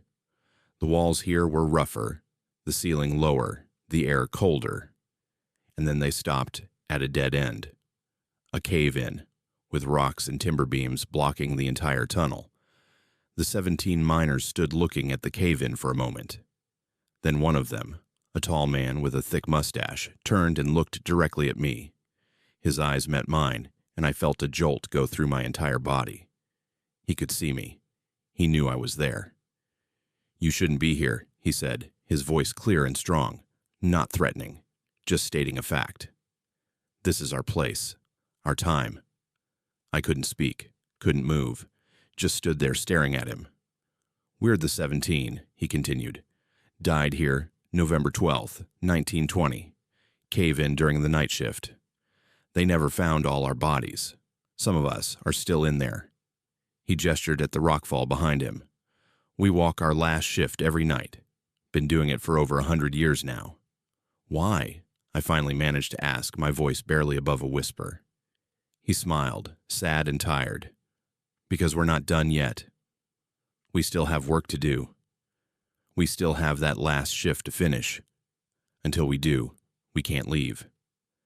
The other miners were turning to look at me now, all 17 of them with dirt-streaked faces and weary eyes. They didn't look scary. They looked sad, trapped, stuck in an endless loop of that final shift, walking the same route over and over, trying to complete work that would never be finished. "How do I help you?" I asked. "How do you finish?" The tall man shook his head. "You can't help us. We have to do this ourselves. He paused, looking back at the cave-in. "We just want someone to remember. That's all. Remember that we were here, that we worked here, that we died here doing our jobs. Most people forget. The tourists walk past where we died, and they don't know. They don't think about us." "I'll remember," I said. "I promise." He nodded. "Good. That helps. That helps more than you know." Then he turned back to the cave-in, and all 17 miners picked up their tools and started working, swinging pickaxes at the rockfall, moving stones, clearing debris, working to excavate a cave-in that happened over a century ago. I stood and watched them for what felt like hours, but was probably only a few minutes. And then, without any warning or transition, they were gone. The tunnel was empty and dark except for my flashlight beam. The oil lamps were gone. The miners were gone. I was alone in a sealed section of the Copper Queen mine, 800 feet underground, with no explanation for what I'd just witnessed. I made my way back to the main shaft slowly, shaking and trying to process what had happened. When I got back to the surface and checked my watch, only 15 minutes had passed since I'd first heard the voices. 15 minutes to follow 17 ghosts deep into the mine and back. It should have taken at least an hour. I didn't tell anyone. Who would believe me? I'd sound crazy.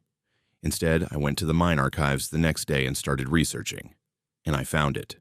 November 12th, 1920. Cave-in the Campbell Shaft during the night shift. 17 miners killed. Bodies of 13 were recovered. 4 were never found, still buried somewhere in that rockfall. I found their names in the old records. John Murphy, the tall man with the mustache who'd spoken to me.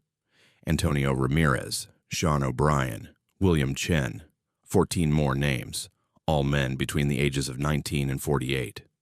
All dead for over 100 years, all still walking their last shift in the darkness underground. The second time I saw them was 6 months later.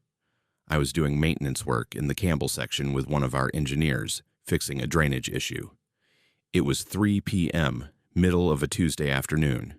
We were working by one of the sealed tunnels when I heard voices again.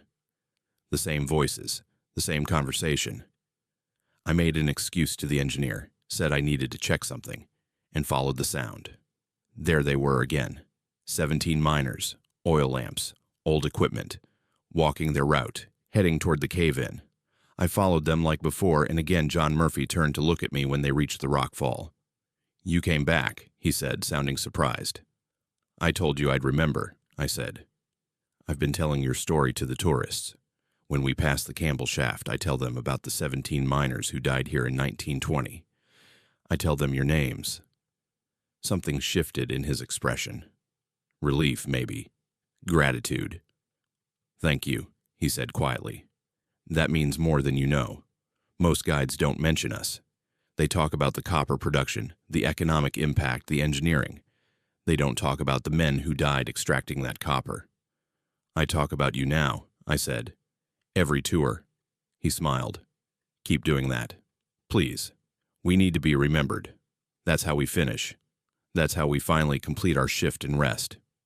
"How many people need to remember you?" I asked. He shook his head. "I don't know. We just know it's not enough yet. We're still here, still walking, still working." I watched them work on the cave-in again, their ghostly pickaxes making no sound as they struck the stone, and then they faded, and I was alone. The third time was last month.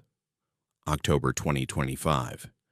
I've been telling the story of the 17 miners on every tour for 4 years now. I've added it to our official tour script. I've even worked with the mine management to install a small memorial plaque in the Campbell shaft listing all 17 names and the date they died. We had a little ceremony, invited some of their descendants, great-great-grandchildren mostly, and they were so grateful that someone was finally acknowledging what happened to their ancestors. That night, I went down into the mine alone after closing. I went to the Campbell shaft and waited. And at exactly 11:47 p.m., the time the cave-in happened according to the records, I heard the voices again, saw the lights, watched the 17 miners walk past me. I followed them to the cave-in. John Murphy turned to face me, and this time he was smiling. Really smiling, not just that sad, tired expression. "We felt it," he said. "The memorial, the ceremony. All those people remembering us, saying our names. It's working. We're starting to fade, starting to move on." "That's good," I said. And I meant it, even though part of me felt sad that I might never see them again. "It is good," he agreed. "We've been stuck here so long, repeating the same shift, walking the same route. But the remembering, that's what we needed. To know that we mattered, that our deaths mattered, that we weren't just forgotten workers lost in a cave-in." "You're not forgotten," I said. "I won't let anyone forget." He nodded. "We know. That's why we're finally finishing our shift, because of you." The other miners were gathering behind him now, all 17 looking at me with expressions of peace and gratitude. They looked different than before, less solid, more transparent, fading, just like John had said. "Thank you, Naya," John said, and I realized I'd never told him my name. He just knew. "Thank you for seeing us, for following us, for remembering us. You gave us what we needed to rest." "I'll keep telling your story," I promised. "Everyone who takes my tour will know about the 17 miners of the Campbell shaft." "That's all we ever wanted," he said. And then he and the other 16 miners turned and walked into the cave-in. Not around it or over it, into it, passing through the solid rock like it wasn't there. And as they disappeared, I heard their voices one last time, faint and distant. "Shift's over. Time to go home." Then silence. Complete, absolute silence. The kind of silence you only get deep underground when you're truly alone. I haven't seen them since. It's been 3 weeks, and I've gone down to the Campbell shaft several times, waited at different times of day and night. Nothing. No voices, no lights, no ghostly miners. I think they're really gone this time. Really at rest. Part of me misses them. I know that sounds strange. Missing ghosts, missing dead miners who died before my grandparents were born. But they became part of my life, part of my work. They were my connection to the history of this place, a reminder that the mine isn't just old tunnels and rusty equipment. It's where real people worked and lived and sometimes died. I still tell their story on every tour. I still take people past the memorial plaque and read all 17 names aloud. And sometimes, when I'm down in the Campbell shaft, I swear I can feel them, not see them or hear them, but just feel their presence, like they're checking in to make sure I'm still remembering them. The thing about being a tour guide in an old mine is that you're surrounded by history every day, but most of that history is abstract. Dates and numbers and production statistics. The 17 miners made it real for me. They showed me that every tunnel, every shaft, every section of this mine has a story. And some of those stories involve people who never got to finish their work, who died doing dangerous jobs in the darkness, who deserve to be remembered. If you ever visit Bisbee and take the Copper Queen Mine tour, look for the memorial plaque in the Campbell shaft. Read the names. Take a moment to acknowledge the 17 miners who died there in 1920, because that's what they needed all along. Not rescue, not revenge, just recognition. Just someone to remember that they existed, that they mattered, that their lives and deaths meant something. And if you're very quiet, very still, deep in that shaft at night, you might hear voices in the distance, oil lamps flickering in tunnels that should be dark, The sound of pickaxes against stone. 17 miners walking their final shift, checking one last time that someone still remembers them. I made my choice 4 years ago when I first followed those voices into the darkness. I chose to see them, to listen to them, to remember them, and that choice changed everything, for them and for me. Because the real horror isn't ghosts or hauntings. It's being forgotten.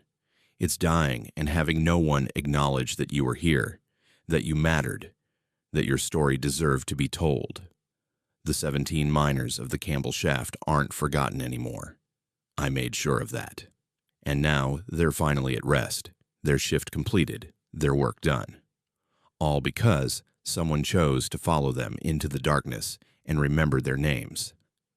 The Haunted Fears horror family understands that the scariest stories are often the saddest ones. Stay with us. We've got 6 more tales tonight, and each one will show you a different side of fear.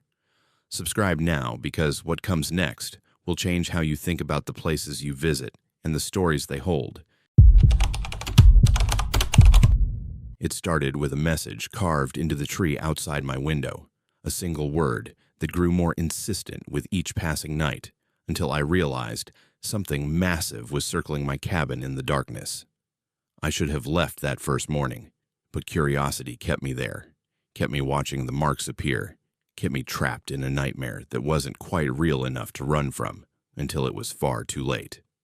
My name is Zyla, and I made a terrible mistake by renting a cabin in Tonto National Forest without reading the reviews more carefully. I found the listing on Airbnb in late September, a beautiful remote cottage near Payson, Arizona, nestled deep in the Ponderosa Pines. The photos showed exactly what I needed: isolation, quiet, nature. I was going through a rough divorce, had just quit a high-stress job in Phoenix, and desperately wanted a week where I could think about nothing except the sound of wind in the trees and the smell of pine needles. The cabin was affordable, available immediately, and had mostly positive reviews. A few comments mentioned it being remote, isolated, and not for everyone, but that sounded perfect. I booked it for 5 days, Monday through Friday of a random week in late September. I loaded up my car with supplies, packed enough books and wine to last a year, and headed north toward Payson. The drive was beautiful. As I left Phoenix and climbed into the mountains, the air got cooler, the trees got thicker, and civilization got smaller. By the time I reached the turnoff for the cabin, I was the only car on the road. The final approach was down a dirt road that twisted deeper and deeper into the forest. Phone signal dropped. Then internet. Just me, trees, and silence. The cabin appeared suddenly through the pines, a small wooden structure, maybe 600 square feet, with large windows and a wraparound porch. It was beautiful. Isolated, like the listing said, but beautiful. I pulled up, got out, and immediately felt the weight of the forest pressing in. No sounds of traffic, no distant neighbors, no human presence at all. Just the wind in the pines and the crack of branches under my feet. I let myself in using the code the owner had provided. Inside, the cabin was cozy. Wood stove, comfortable furniture, a full kitchen. Large windows on all sides let in the fading afternoon light. It was exactly what I needed. I spent my first evening making dinner, reading by the window, and watching the forest darken as night fell. By 9 p.m., I was asleep in the upstairs bedroom. I woke at 2:47 a.m. to the sound of something outside the window. Not an animal sound, something else, something deliberate. I listened, wide awake now, heart racing. The sound stopped. I lay there in the darkness, listening, but heard nothing more. Probably just a branch falling, or wind moving something. Probably nothing. When daylight came, I went to investigate. The cabin was surrounded by a dense forest of tall pines with no clear path. Around the building, I checked for fallen branches, but didn't see anything obvious. Shaking it off, I made coffee and settled into a chair on the front porch with a book. The morning was peaceful, quiet, exactly what I'd paid for. That afternoon, I noticed something odd on the pine tree closest to the bedroom window.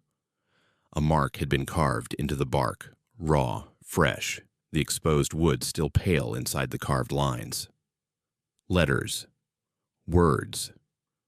I walked closer and read, "Leave." My stomach dropped. Someone had been at the cabin carved into a tree, probably while I was inside. I checked all the doors and windows, all locked. I checked the surrounding area for footprints or disturbance, but the forest floor was thick with needles that showed no tracks. I called the cabin's owner, a woman named Elizabeth, who lived in Phoenix and rented the place remotely. She seemed confused by my concern. "It's probably just previous guests," she said. "Sometimes people carve their names into trees or leave messages. It's normal with a forest cabin." "This says, 'Leave,'" I told her. "Oh." She paused. "That's odd. But it's probably nothing. Some kids, maybe. Local teenagers. The property's pretty remote. Just ignore it. If you feel unsafe, you can leave early and I'll refund you, but honestly, I think you're just in an isolated place and your mind is making it scary." I got off the phone, annoyed at myself. She was probably right. I was alone in the woods. My mind was overactive from stress, and I was probably making a big deal out of nothing. I spent the rest of the day reading and trying not to think about the carved message. That night, around 3 a.m., I heard it again. The scratching sound, deliberate and methodical. It was coming from multiple places around the cabin at once. Scratch, scratch, scratch, like something sharp dragging across wood. Multiple somethings, circling. I got out of bed and went to the window. By the light of the moon, I could see movement at the tree line, large shapes, too large to be deer, moving between the trees. I turned on every light in the cabin and sat on the couch with my phone, ready to call 911 if needed. The scratching sounds continued periodically throughout the night, then stopped as dawn approached. When daylight came, I went back outside to check the trees. More markings, more messages. All over the surrounding trees, carved deep into the bark. "Leave tonight. Go now, don't stay. Dangerous here. Leave, leave, leave." They spiraled around the cabin, each carved deeper than the last, the wood raw and bleeding sap. I stood in the center of that circle of messages, my heart hammering, and tried to make sense of what I was seeing. This wasn't teenagers. This was something else. I packed my bags immediately and threw them in the car. I would drive back to Phoenix, call Elizabeth, demand a refund, and put this entire experience behind me. But as I put the key in the ignition, my car wouldn't start. Dead battery, completely dead, even though I'd only had it serviced a month ago. I got out and stared at it, my hands shaking. I went back inside and called Elizabeth. "The car won't start," I said. "I need to leave now." "Do you want me to call a tow truck?" she asked, sounding concerned. "Yes, please, immediately." She said she'd make some calls and get back to me. It would probably take an hour for someone to reach the cabin. I sat inside with all the lights on, doors locked, and watched the forest through the windows. The trees seemed to press closer in daylight than they had at night, the shadows between them deeper and darker. My phone buzzed, a text from Elizabeth. "Tow truck can't reach you until tomorrow. Roads are closed north of here due to weather. You're stuck for the night. Sorry, just stay in the cabin, you're safe." Weather. I looked outside. The sky was clear, blue and sunny. What weather? I tried texting back, but the message wouldn't send. I tried to call Elizabeth, but there was no signal. I was alone in the cabin with a dead car and no way out until morning. I spent the entire day checking the locks, making sure all windows were secure, and watching the forest. As evening fell, I noticed something new. The carved messages on the trees were getting closer. The ones on the trees closest to the cabin from yesterday had been joined by fresh carvings on trees nearer to my position. And they were changing, not warning me to leave anymore, getting more demanding, more aggressive. "Come out, we're here. Come to us. Open the door, let us in." My fear shifted. This wasn't a warning anymore. This was a siege. That night, the scratching sounds came much earlier, around 9 p.m., and they were louder, more violent, not scratching anymore, thumping, impacts. Something was hitting the cabin, hitting the windows, hitting the walls. The entire structure shook with the force of whatever was outside. I cowered in the bathroom, the most internal room in the cabin, with a heavy flashlight I'd found. I tried to call 911 but had no signal. I tried to text. Nothing. I was completely cut off. The impacts continued for hours, moving around the cabin, trying every side, every window, testing for weakness. Around 2 a.m., everything stopped. The sudden silence was somehow worse than the noise. I sat in the darkness listening, barely breathing. Outside I could hear movement, breathing, heavy, deliberate breathing circling the cabin. Something large, something very large, and it was moving slowly, deliberately, no longer in a hurry. I heard something I'll never forget, a sound like a deep growl, but not quite animal. More like the sound a building makes when it's settling, except this was conscious, deliberate, a warning. And then I heard the tapping. Tap, tap, tap, on the window closest to where I hid. Something was tapping on the glass, patiently, gently, as if trying to get my attention, as if politely asking me to open the door. I didn't look, didn't move, just sat in the darkness and waited for morning. When dawn came, everything stopped. The tapping, the breathing, the movement. Just the normal sounds of the forest, birds, wind, the everyday noise of nature. I waited until 8 a.m. before I dared to leave the bathroom. The sun was bright through the windows. The cabin seemed normal, peaceful, untouched. I went outside and surveyed the area. The carved messages on the trees had changed again. All the demanding ultimatums were gone. Now there was just one message, carved on every tree in a circle around the cabin. Stay tonight, come tomorrow. Property claimed not welcome. Here leave during day, return comes with dark. That's when I heard the tow truck coming down the dirt road. I threw my bags in the tow truck, rode with the driver back to Payson where my car got a new battery, which worked fine, by the way. The driver said the terminals were clean, no reason it should have died, and I drove straight back to Phoenix. I never heard from Elizabeth about a refund. The Airbnb listing disappeared a few days later. When I tried to access my booking to leave a review, the cabin was gone, as if it had never existed. For months afterward, I convinced myself it was all psychological. Stress from the divorce, my overactive imagination, the isolation playing tricks on my mind. But then I started researching. I found local hiking forums where people mentioned the area around that cabin. Different names, but the same stories. Don't go to the cabin near Payson Pines after dark. Something territorial lives in that forest. Something big. My friends rented a place there. They said they heard sounds at night, woke up to markings on trees. They left in the morning. There are no claw marks, but there are deep gouges in the trees. Whatever makes them is strong enough to carve wood like paper. I saw a shape moving between the trees, too big to be a bear, too intelligent, moved like it was hunting. I compiled all these comments, printed them out, and brought them to a ranger station in Payson. I spoke to a ranger named Colton, who listened to my story without judgment. There are things in these forests that people don't talk about, he told me quietly. Things that seem to claim territory. We get reports, but they're usually vague. Sounds, movement, feeling of being watched. Every few years, someone rents a remote cabin and reports disturbances that can't be explained by normal wildlife. What are they? I asked. I don't know, he said. Something that doesn't want to be bothered. Something that marks its territory to warn people away. Most people leave. The ones who don't. Well, we don't get many reports from people who stay longer than one night. People disappear, I asked. Not exactly, he said. But sometimes hikers find cabins that have been abandoned hastily. Cars left behind. Supplies scattered.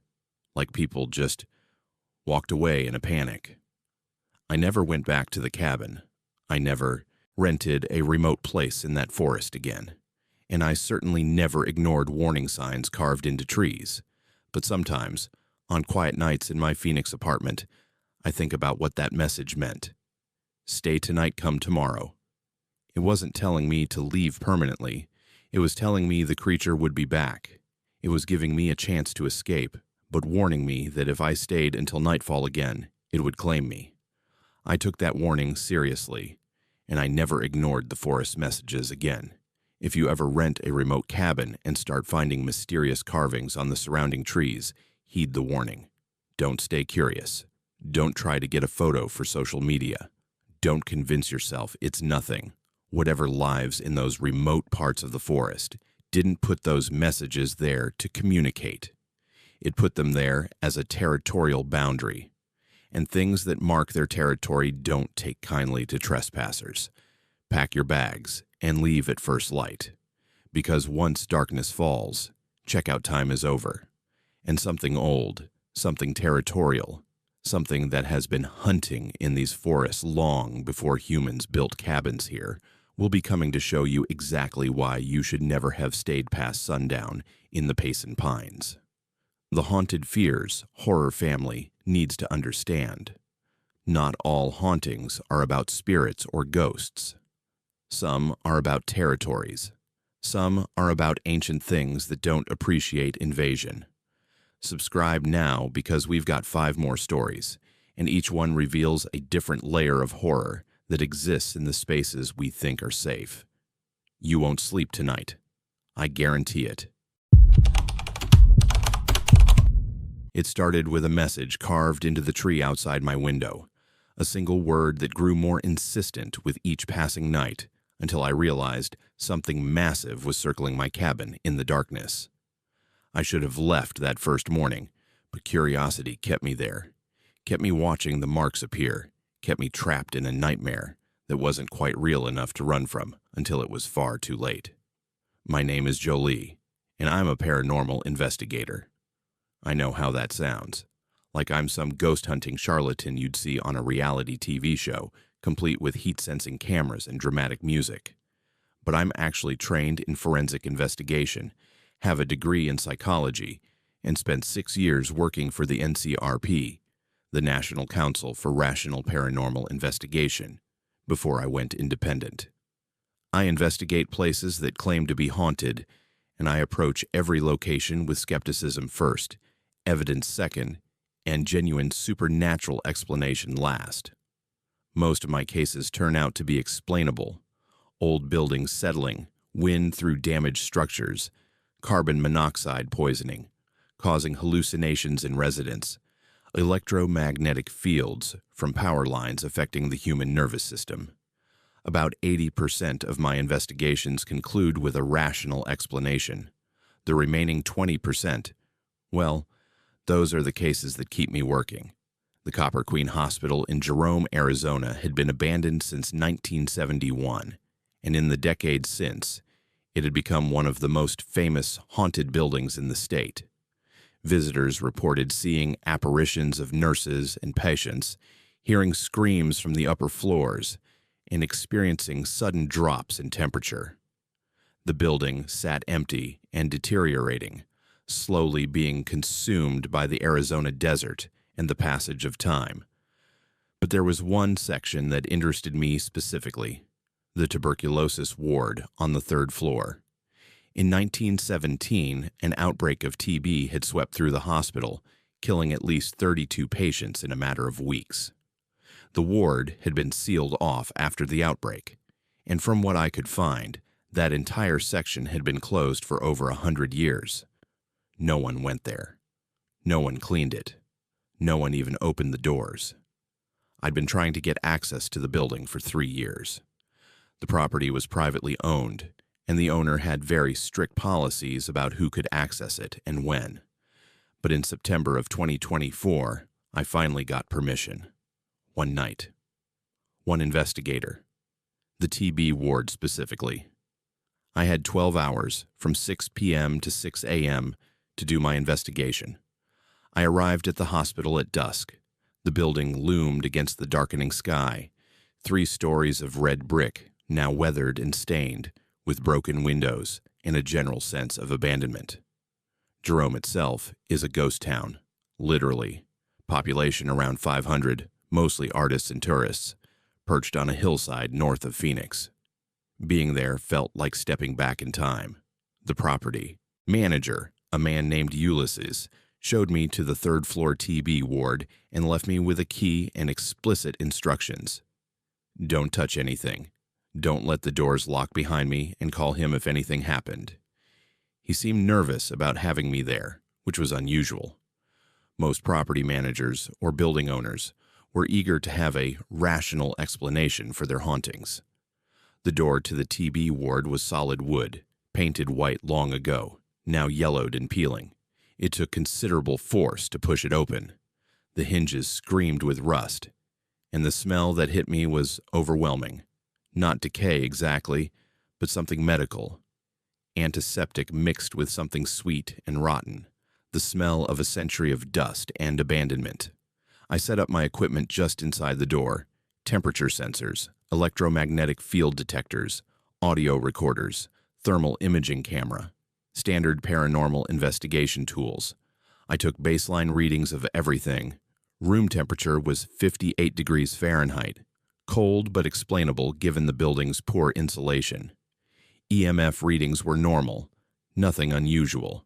The ward was a long hallway with doors leading to individual patient rooms along both sides.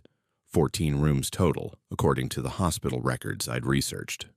All of them were sealed, not locked, but sealed with wooden boards nailed over the doors from the outside. There were no windows, just solid darkness beyond the beam of my flashlight. I moved through the hallway slowly, documenting everything. Medical equipment lay scattered. Iron lungs with their hinged glass chambers, oxygen apparatus, bedpans, trays, all covered in a thick layer of dust that hadn't been disturbed in decades. On the walls, faded posters from 1917, Prevent Tuberculosis, and Cough into Your Handkerchief, and Fresh Air Saves Lives.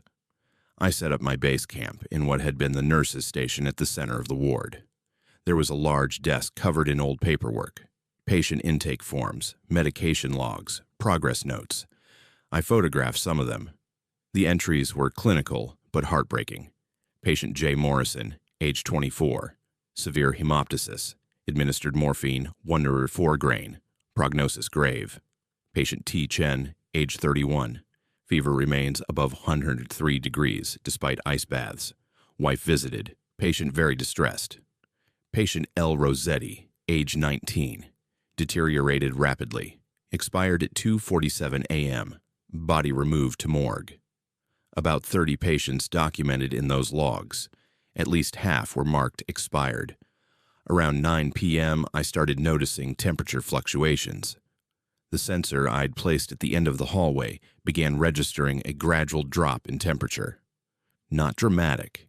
It went from 58 degrees down to 53 degrees over about 20 minutes, but consistent and directional. Temperature was dropping at that end of the hallway and nowhere else. I grabbed my thermal imaging camera and headed that direction. The camera showed warmer areas, yellows and reds, representing normal areas, and cooler areas, blues and purples, showing where the temperature was lowest. There was a distinct cold spot about halfway down the hallway, centered on one specific door, one of the sealed patient rooms. I approached cautiously. My EMF detector started chirping. Electromagnetic field readings were spiking around that door, jumping from baseline normal to highly elevated. This was unusual enough that I called Ulysses to report what I was observing. Temperature drop and EMF spike at a specific location, I told him. Probably wiring, maybe something metal behind the door, but I'm documenting everything. Don't go in that room, he said immediately. That's not part of the investigation. That room is off limits. It's boarded up, I said. I can't get in even if I wanted to. Good, he said. Keep it that way. But something about his tone bothered me, like he knew something about that specific room that he wasn't sharing. Around midnight, the temperature reading stabilized. The EMF spike faded. Everything returned to baseline. I spent the next several hours doing normal paranormal investigation work, documenting the space, recording audio for EVP, electronic voice phenomena, photographing, taking thermal images. Nothing happened. No apparitions, no sounds, no paranormal activity. It was boring, honestly, and I was starting to conclude this was just another old building with a reputation that didn't match reality. No ghosts, no supernatural explanation. Just a sad, abandoned place where sick people died a long time ago. Around 3 a.m., I started feeling unwell. At first, it was subtle. A slight scratching in my throat. Nothing serious. But over the course of 30 minutes, it got worse. My throat felt raw. My chest started to feel tight. And then I coughed. Just once. But I tasted metal. Blood. I went to my first aid kit and coughed again. More blood. Not a huge amount, but definite blood in my spit.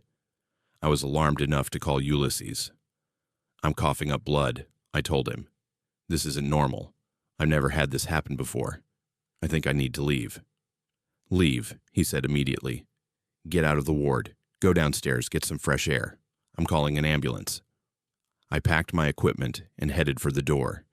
But as I reached the nurse's station, I experienced a sensation I've never felt before or since.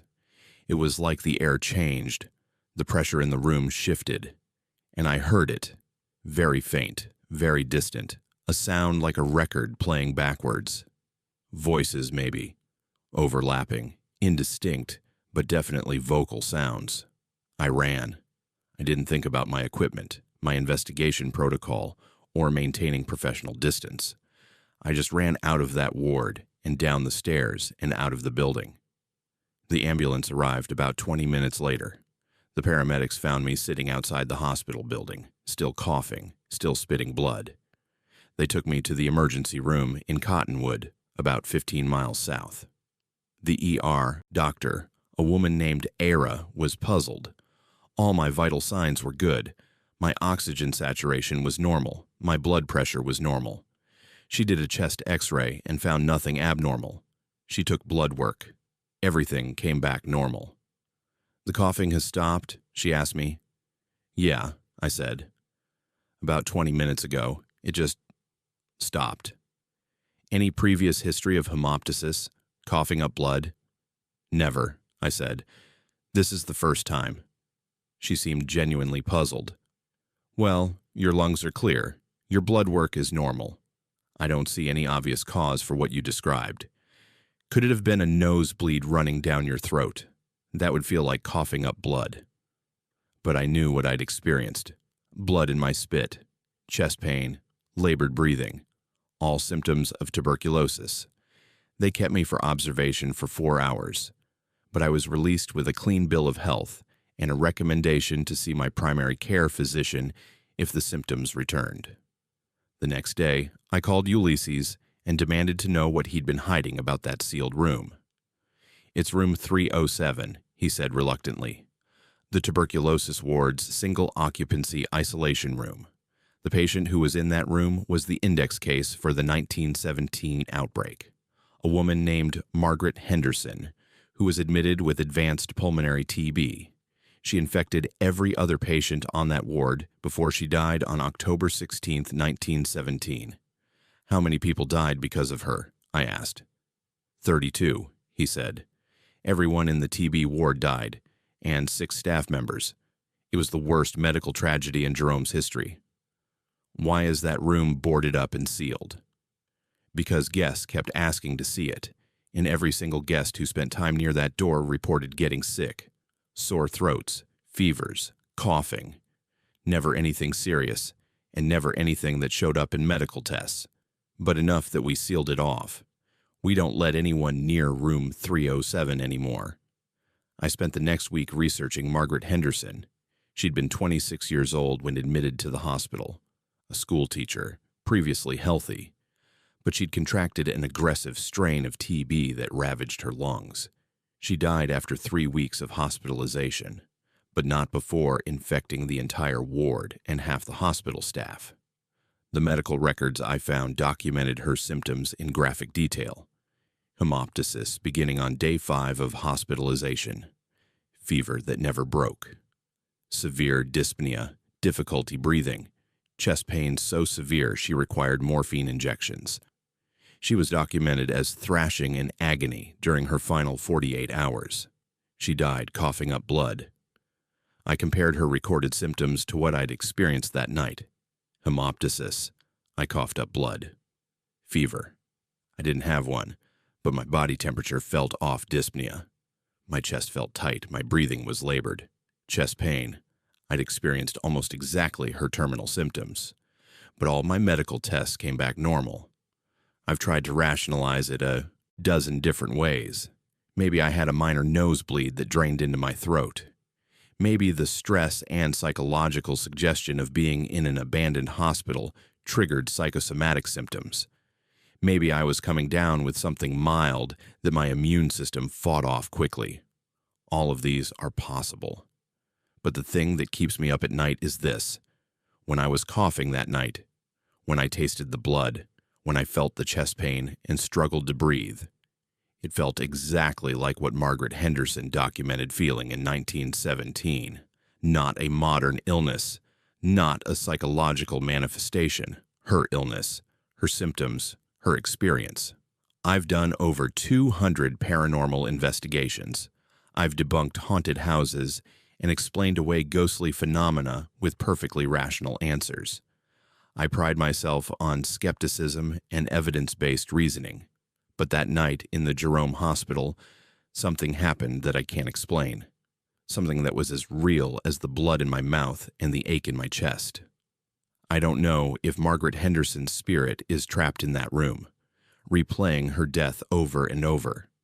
I don't know if the building itself has somehow absorbed the trauma and suffering of that 1917 outbreak and is capable of manifesting it in visitors. I don't know if what I experienced was supernatural or psychological or something else entirely. What I do know is that room 307 remains sealed. No one goes there.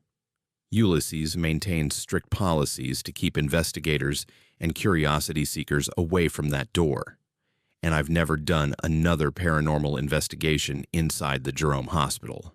Sometimes, on cold nights when I'm alone, I think about Margaret Henderson. I think about her final days, about the terror of being slowly suffocated from the inside by her own failing lungs. I think about her isolation in that single room, separated from other patients who were also dying but at least had company in their wards. And I think about that moment when the air in the TB ward changed, when I heard those overlapping voices, when something reached across the barrier between this world and the next and found me. Not to harm me, I don't think, but to make me understand, to show me what she'd endured, to make me remember. The symptoms never returned after that night. I'm in perfect health now, and my medical checkups confirm it. But sometimes when I wake up from dreams, my chest aches slightly, and sometimes I feel the phantom sensation of something stuck in my throat. I'll never go back to the Jerome Hospital. I'll never try to enter room 307. And I'll certainly never spend another night in that abandoned tuberculosis ward. Because some places aren't meant to be investigated. Some places are meant to be left alone, their secrets kept, their traumas unvisited. Some hauntings aren't meant to be solved. They're meant to be respected. And Margaret Henderson's room deserves to remain sealed, a memorial to 32 patients and one teacher who didn't deserve to die the way they did, whose suffering was so intense it echoes through time itself, reaching out to touch the living and force them to acknowledge that death occurred here. Real death, real suffering, real loss. If you ever find yourself in Jerome, Arizona, stay away from the hospital. Don't go there for ghost hunts or thrill-seeking or paranormal investigation. Don't try to pick the lock on room 307 or look through the windows. Don't tempt fate by dismissing the warnings, because some spirits don't want to be communicated with or helped or explained. They just want to be left alone in their sealed rooms, replaying their deaths, and occasionally reaching out to someone who will finally bear witness to their suffering. I bore witness. And it cost me a night of symptoms that shouldn't have been possible, a medical mystery that no doctor could explain, and a permanent wariness about the boundary between the physical and the supernatural. That, I suppose, is the real horror of the Jerome Hospital. Not that it's haunted, but that sometimes haunted places are haunted for good reason, and sometimes stepping into them forces you to confront not just ghosts, but your own capacity for belief.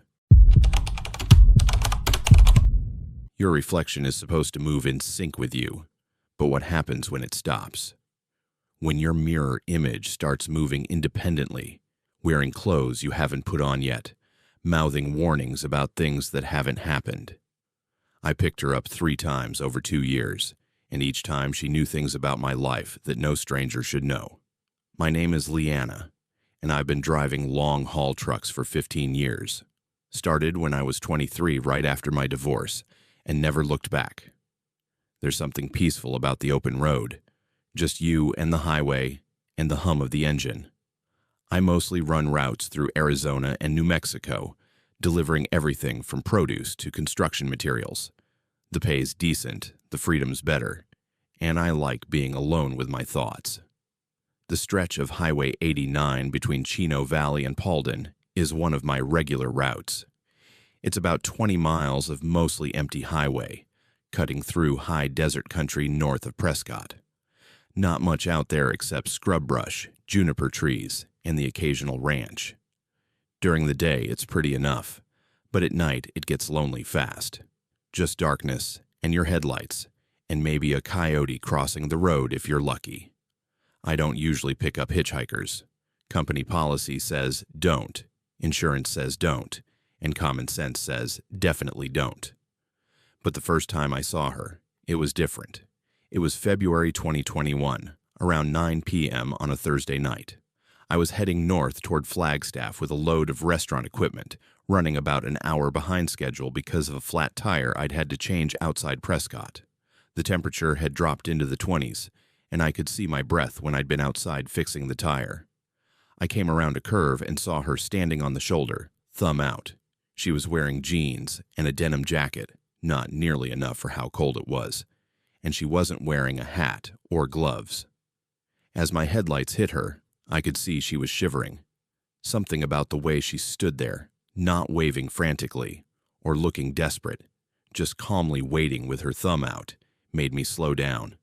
I pulled over, which I'd never done before in 15 years of driving. I rolled down my passenger window and called out, "You okay?" She walked up to the truck and looked up at me. She was maybe in her late 20s or early 30s, with long dark hair and this really calm expression on her face. "I could use a ride if you're heading north," she said. Her voice was quiet, polite. "How far are you going?" I asked. "Paulden's fine," she said. That was only about 15 miles up the road. Something in me said to just drive away. But it was so cold, and she was so underdressed, and I thought about my own daughter, who was 24 and living in Phoenix. If she was stuck on the side of the road in the freezing cold, I'd want someone to help her.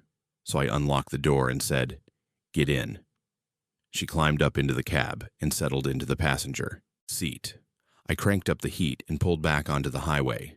For the first few minutes, neither of us said anything. I kept glancing over at her, and she just sat there looking out the windshield with that same calm expression. "Thanks for stopping," she finally said. "Most people don't." "Yeah, well, it's cold out there," I said. "What happened? Car breakdown?" "Something like that," she said, not really answering the question. We drove in silence for another mile or so. Then she said, "How's Melissa doing?" I almost swerved off the road. "What?" "Melissa," she repeated. "Your daughter. How is she?" My hands tightened on the steering wheel. "How do you know my daughter's name?" She looked at me, and there was nothing threatening in her expression. Just that same calm. "She's doing well in Phoenix, isn't she? Working at that marketing firm?" My heart was pounding now. "Who the hell are you? How do you know that?" "She's thinking about moving to Seattle," the woman continued, ignoring my questions. "In about 6 months. Don't try to talk her out of it. She needs to go. I pulled over hard onto the shoulder, gravel crunching under the tires. Get out, I said, my voice shaking. Get out of my truck right now. She looked at me for a long moment, then nodded. Okay. She opened the door and climbed down. Before she closed it, she leaned back in and said, Your mother's maiden name was Richardson, and in 3 months the company is going to downsize.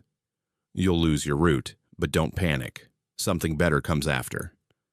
Then she closed the door and started walking back the way we'd come, south on Highway 89 toward Chino Valley.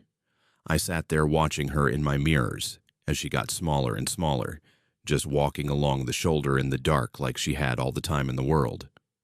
I didn't sleep much that night. When I got to Flagstaff and unloaded, I sat in a truck stop parking lot and called Melissa. She answered on the third ring, sounding sleepy. Mom, it's like midnight. You okay? Yeah, I wanted to check on you. You're doing okay. Work's good. Work's fine. Kind of boring lately, but fine. Why? You ever think about moving? Like to another city? There was a pause.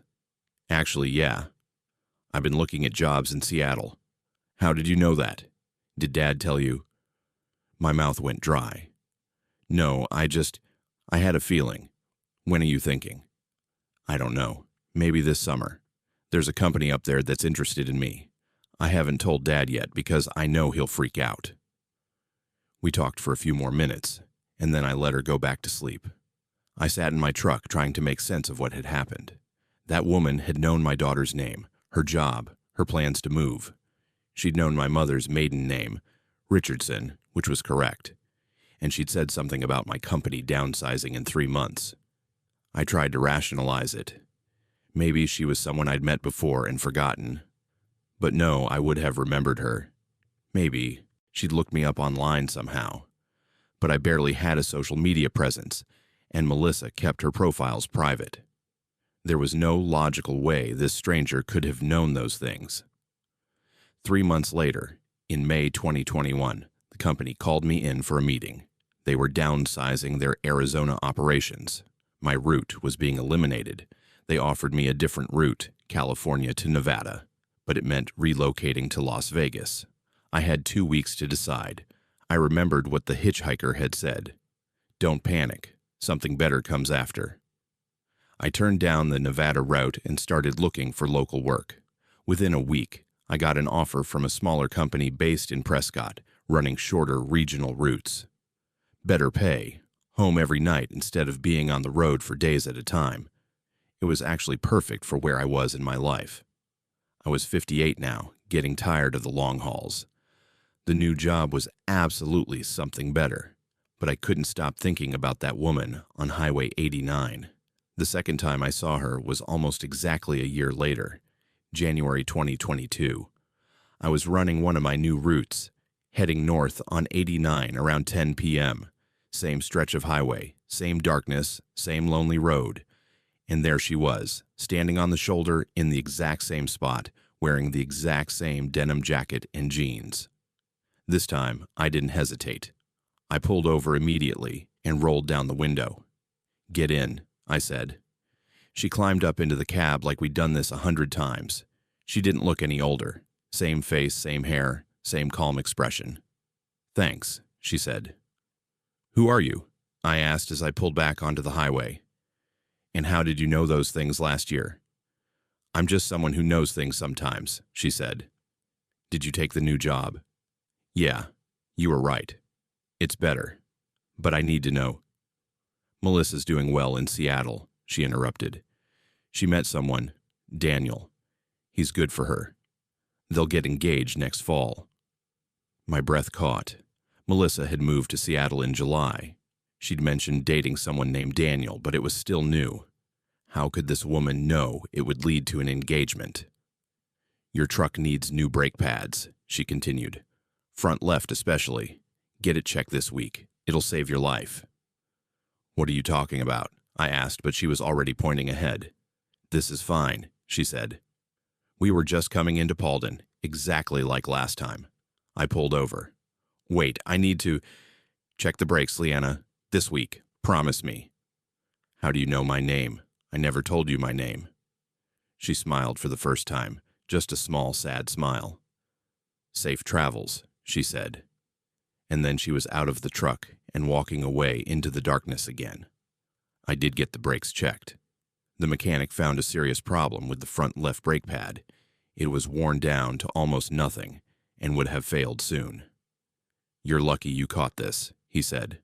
Another few days, and you could have had a real problem, especially on these mountain roads. I thought about that conversation every day for the next year. Melissa got engaged to Daniel in October 2022, exactly like the woman had said. The third time I saw her was January 2023. Same highway, same spot, same time of night. By now, I was expecting it, looking for it. When my headlights caught her standing there on the shoulder, I felt this weird mix of fear and relief. I pulled over before she even had her thumb out. She got in without a word, and we started driving. For a long time, neither of us spoke. Finally, I said, "Are you going to tell me who you really are?" "I told you," she said. "I'm just someone who knows things." "That's not an answer. Are you, I don't know, psychic or something?" She considered this. "Something like that. More like, I'm in the wrong time, and being in the wrong time lets me see things that haven't happened yet for other people." "That doesn't make sense."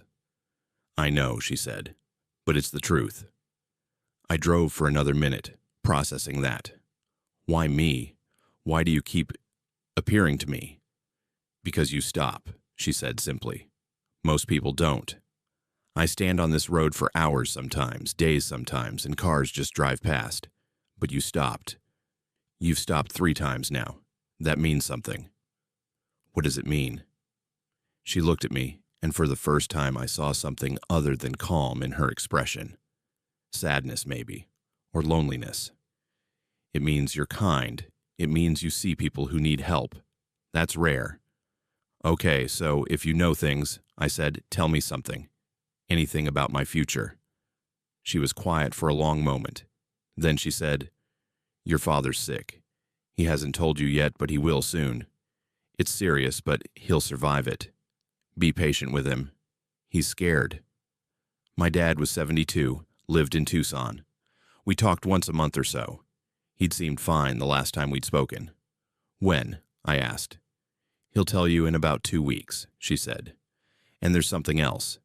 You're going to meet someone, a man named Marcus, in March, at a coffee shop in Prescott. You'll think you're too old for this, that it's silly, but don't talk yourself out of it. He's important." "I'm 59 years old," I said. "I'm not looking for—" "I know," she interrupted. "But life doesn't always wait for us to be looking. Sometimes it just happens." We were coming into Paulden again. "One more thing," she said. "This is the last time." "What?" "The last time you'll see me. I'm moving on to when I'm supposed to be, I think. But I wanted to tell you, thank you, for stopping, for being kind. It mattered." I pulled over and turned to face her. "Will I ever understand this? Any of this?" She smiled that sad smile again. "Probably not. But you don't have to understand everything to know it's real." She opened the door and paused. "Take care, Leanna. Live your life. Love your daughter. Meet Marcus. Be patient with your father. And keep stopping for people who need help. The world needs more of that." Then she was gone, walking back south on Highway 89 one last time. My father called me 2 weeks later. Prostate cancer, early stage. He had surgery in March and came through it fine, just like she said. And on a Tuesday afternoon in March, I stopped at a coffee shop in downtown Prescott, the Raven Cafe on Cortez Street, and met a man named Marcus who was visiting from Oregon. We started talking about hiking trails, and he asked if I wanted to grab dinner that night. I almost said no, almost talked myself out of it, just like the hitchhiker had predicted. But I didn't. I said yes. We've been together ever since. I still drive Highway 89 several times a week. I always slow down at that spot between Chino Valley and Paulden, looking for a figure on the shoulder in a denim jacket. But she's never there. I've never seen her again. Sometimes I wonder if she was ever real at all. If maybe I imagined the whole thing, or dreamed it, or if it was some kind of hallucination brought on by too many lonely nights on the road. But then I think about the breaks that would have failed, the father who needed my patience, the man I would have missed if I'd talked myself out of dinner, all the things she told me that came true. I don't know what she was, a ghost, a time traveler, an angel, something else entirely. But I know she was right about one thing. You don't have to understand everything to know it's real. Sometimes the most important moments in your life come from strangers on dark highways who know your secrets and tell you truths you're not ready to hear. If you're ever driving Highway 89 late at night and you see someone standing on the shoulder near Paulden, stop. Pick them up. Listen to what they have to say. It might save your life. It might change your life. It might be the last time you see them. And if they know things they shouldn't know, don't be afraid. Sometimes the universe sends us messengers in forms we don't expect, telling us things we need to hear, giving us chances to be kind when kindness matters most. Stay with the Haunted Fears horror family. We've got 8 more stories that'll keep you up tonight. Hit that subscribe button because you won't believe where we're going next. There's a numbers station broadcasting from an abandoned radio tower that nobody has used since 1991. But every night at exactly 11:47 p.m., it still plays, listing names of local people and the precise dates they'll die. On November 15th, I heard my own name, and the date whispered into the static was tomorrow. My name is Marley, and I've worked as a ham radio operator for over 30 years. I've been into shortwave radio and amateur broadcasting since I was 12 years old. Started in my parents' garage with a simple receiver. Now I've got a whole room dedicated to radios, antennas, and equipment that most people don't even know exists. I live in Safford, Arizona, a small town in Graham County about 2 hours northeast of Phoenix, population around 10,000. It's quiet, rural, the kind of place where you can set up elaborate radio equipment without disturbing neighbors. I've been documenting anomalies on the shortwave bands for about 5 years. Unusual broadcasts, unclear origins, patterns that don't match any known commercial or governmental stations. Most ham radio enthusiasts have heard rumors of these. Number stations, mysterious transmissions, encrypted signals with no traceable source. It's part of the hobby's intrigue. Are they government communications? Spy networks? Something else entirely? Nobody knows for sure. The Safford broadcast started appearing in my logs about 8 months ago, a station broadcasting on 5.847 MHz, always at 11:47 p.m., lasting exactly 43 minutes, then ceasing until the next night. The signal was strong and clear, originating somewhere in the local area. I traced it to a location about 5 miles north of town, the old AM radio tower that used to broadcast KSFR, a local station that went dark in 1991. The transmission itself was strange, not encrypted like typical number stations, but oddly organized. It would list names, local names, people from Safford and Graham County. After each name, a date, and occasionally, a cause. Patricia Wagner, November 3rd, 2024, heart attack. James Cunningham, December 19th, 2024, accident. Patricia Monroe, January 7th, 2025, respiratory. Always specific dates, always causes, always people who actually lived in the area. I started cross-referencing the broadcasts with obituaries and local news. It was disturbing how accurate it was. Every name announced, every date, corresponded to someone who actually died on that exact date, sometimes days or weeks after the broadcast announced their death. At first, I thought it was some kind of sick hoax, someone with radio equipment broadcasting obituaries before they happened, probably getting the information through some local connection, a hospital worker, funeral home employee, something like that. but it was too consistent, too accurate, too impossible to fake with the technology available.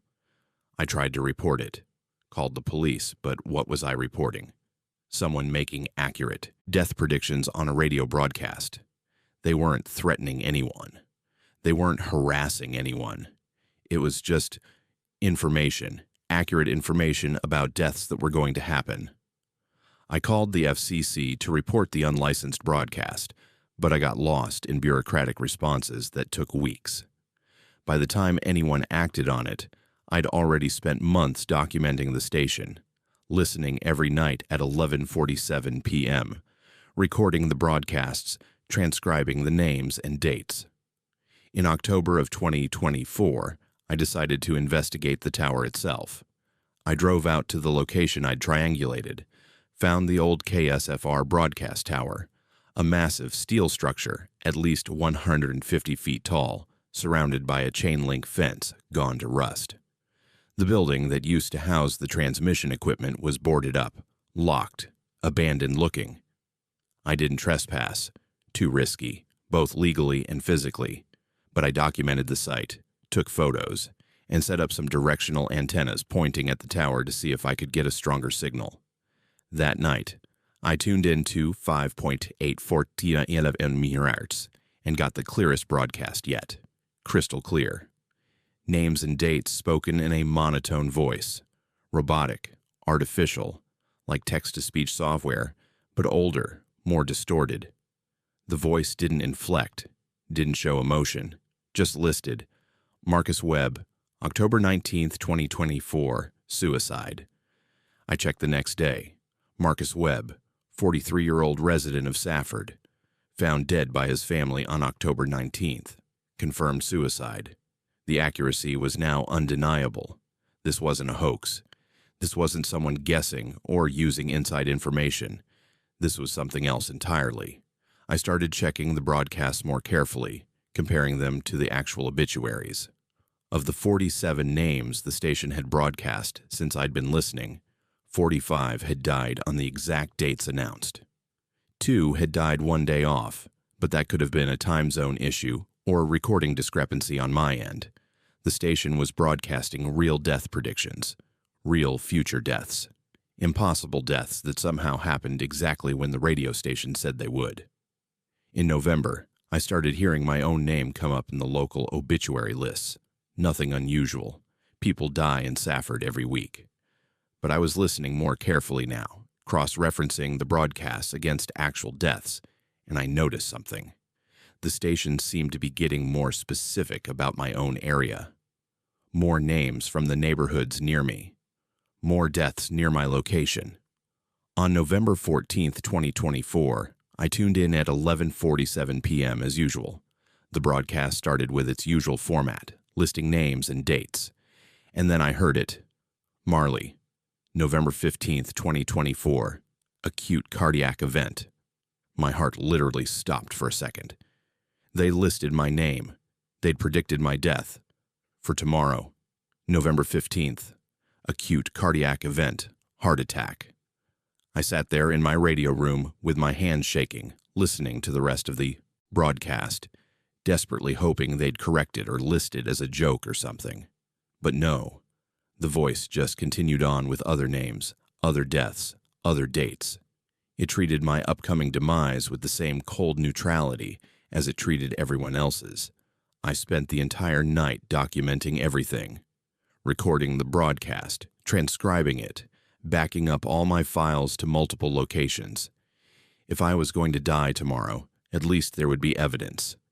At least people would know what this station was, what it had been predicting. I didn't sleep that night. I drank coffee, kept my radio on, and waited for November 15th to arrive. At 6 a.m. November 15th, I went to my doctor. I told her I was having chest pains and wanted an EKG, wanted blood work, wanted a full cardiac workup. She asked about symptoms. I didn't have any. No actual chest pain, no shortness of breath, nothing. But I insisted. The test came back normal. My heart was completely healthy. No indication of any cardiac issues whatsoever. All day, I waited. Waited for something to happen. Waited for my heart to fail. Waited for the death prediction to come true. But nothing happened. I made it through the day, through the evening, through the night. At 11:47 p.m. on November 15th, the time when the Safford station normally broadcast, nothing came across my radio, just static.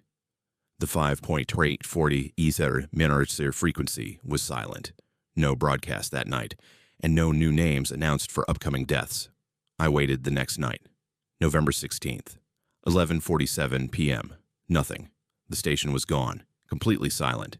I've checked every night since, and 5.847 Doppelgängers remains just dead air.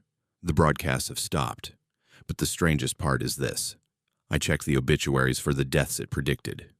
Everyone on that last broadcast list, everyone except me, has died on the dates it announced. The dates have been accurate to the day, except for my listing. November 15th, 2024 was a complete non-event for me. I'm still here, still alive, still trying to understand why the station got that one prediction wrong. Or maybe it didn't get it wrong. Maybe it got it right in some other way. Maybe there was a Marley who died on November 15th somewhere else, and the broadcast was for them. Or maybe the station predicted something different, something that didn't happen because I knew it was coming and changed something about my behavior. Or maybe, and this is the thought that keeps me awake at night, maybe the station is still operating, still broadcasting, still predicting deaths. And maybe I just haven't found the right frequency anymore. Maybe it moved. Maybe it changed its broadcast patterns. Maybe it's still out there, right now, predicting the deaths of Safford residents, and I just can't hear it anymore. I tried to get back to the tower to investigate further, but it's gone. The entire structure, demolished. Construction crews tore it down in late November, right after the broadcast stopped. I don't know who ordered the demolition or why they scheduled it exactly then. When I asked around town, nobody seemed to know where the demolition came from or who authorized it. The records are unclear. I've reported everything to authorities. The radio broadcasts, the accurate death predictions, the tower, the mysterious demolition. But nothing comes of it. They listen politely, take my information, and I never hear back. It's like the station never existed. Like I imagined the whole thing, but I have the recordings. I have the transcripts.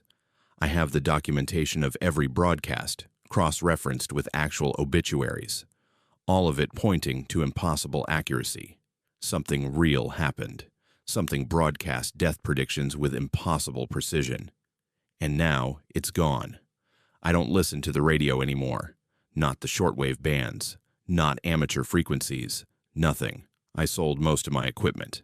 I can't be near a radio without thinking about that station, without wondering if it's still out there somewhere, predicting deaths I can't prevent. I'm still alive. I didn't die on November 15th, 2024, but every day since has felt like borrowed time, like I'm living on a date that was supposed to be my last, like the universe made a mistake, or I did something that changed the prediction, or something else entirely is happening that I don't understand. And sometimes, late at night, I wonder, what if the station didn't stop because it finished its work? What if it stopped because it predicted something that scared even it? What if my death, or my non-death, was important enough to make that station disappear? If you're ever in Safford and you have shortwave radio equipment, don't listen for 5.847 years. Don't try to find it. Don't attempt to contact it. Some frequencies are silent for a reason. Some broadcasts stopped for a reason. And some predictions are better left unheard. Join the Haunted Fears horror family for 2 final stories that will show you the absolute depths of supernatural horror. Stories so terrifying that even we don't want to tell them. Subscribe now because these last 2 tales are the ones that keep us up at night. The ones we wish we'd never heard. The ones you'll wish you'd never heard after tonight. There's a well on the property I inherited that hasn't held water in 60 years. But on rainy nights, I hear children splashing and laughing at the bottom of it. And sometimes I find wet children's shoes at the rim. though the well has been sealed and inaccessible for decades. I've learned to stop looking, because what I find at the bottom tells me something I'm not ready to accept about what happened in 1964. My name is Soraya, and I inherited a property in Wickenburg, Arizona from my great-aunt Margaret, a woman I'd met exactly twice in my life before she died at 93. The property was a small homestead about 5 miles outside town, mostly just a modest house and about an acre of land. Nothing valuable by modern standards, but it had history. My great-aunt had lived there since 1952, and before that, her parents had owned it. The house went back to the late 1800s. I'd been working in Phoenix as a real estate developer caught in the typical urban grind when the inheritance came through. At first, I planned to sell the property, but when I visited it for the first time in 20 years, something made me keep it. The house had this quality, a presence, I guess you'd call it, like it was waiting for me. I decided to restore it, live in it part-time, make it a retreat from Phoenix. The well was one of the first things I noticed. It sat about 30 feet from the house, a concrete cylinder about 4 feet in diameter, with a heavy metal grate bolted over the top. The grate was rusted but solid. When I asked the locals about it, they were vague. Old well, they'd say. Dried up a long time ago. Pretty deep, I think. Your aunt had it sealed for safety. I didn't think much about it until that first October, when I spent a night at the property during a rainstorm. I was in the main bedroom, listening to the rain on the roof, when I heard it. Children's voices, faint but clear, coming from somewhere outside. Voices singing or chanting something.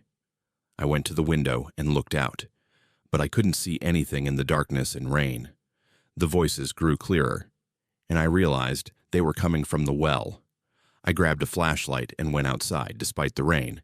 The well looked exactly as it always did, sealed, locked, inaccessible. But the sound was definitely coming from down there. Children's voices, multiple voices singing something in a language I didn't recognize. Or maybe not a language. Maybe just sounds. Childlike sounds, but not quite human. I stood there listening for about 15 minutes, then went back inside, unsettled. In the morning, the sounds were gone. The well was silent. I told myself it had been wind, the rain, my imagination playing tricks. Old houses make strange sounds. Wells echo rain in weird ways. Perfectly rational explanations. But it happened again the next rainy night. And the night after that. Every time it rained, right around midnight, the voices would start. Children, laughing, playing, sometimes singing, sometimes just making childlike sounds of joy and excitement. And it was clearly coming from inside the sealed well. I became obsessed with finding out what was causing it. I contacted a sound engineer from Tucson who came out and set up sensitive equipment around the well. He detected sound vibrations coming from down there, confirmed by his instruments. Definitely there, definitely coming from the interior. But he couldn't explain the source. No animal would make those kinds of sounds. No mechanical problem would produce that pattern. He was baffled. I started researching the property's history. I found old deeds, property records, newspaper archives.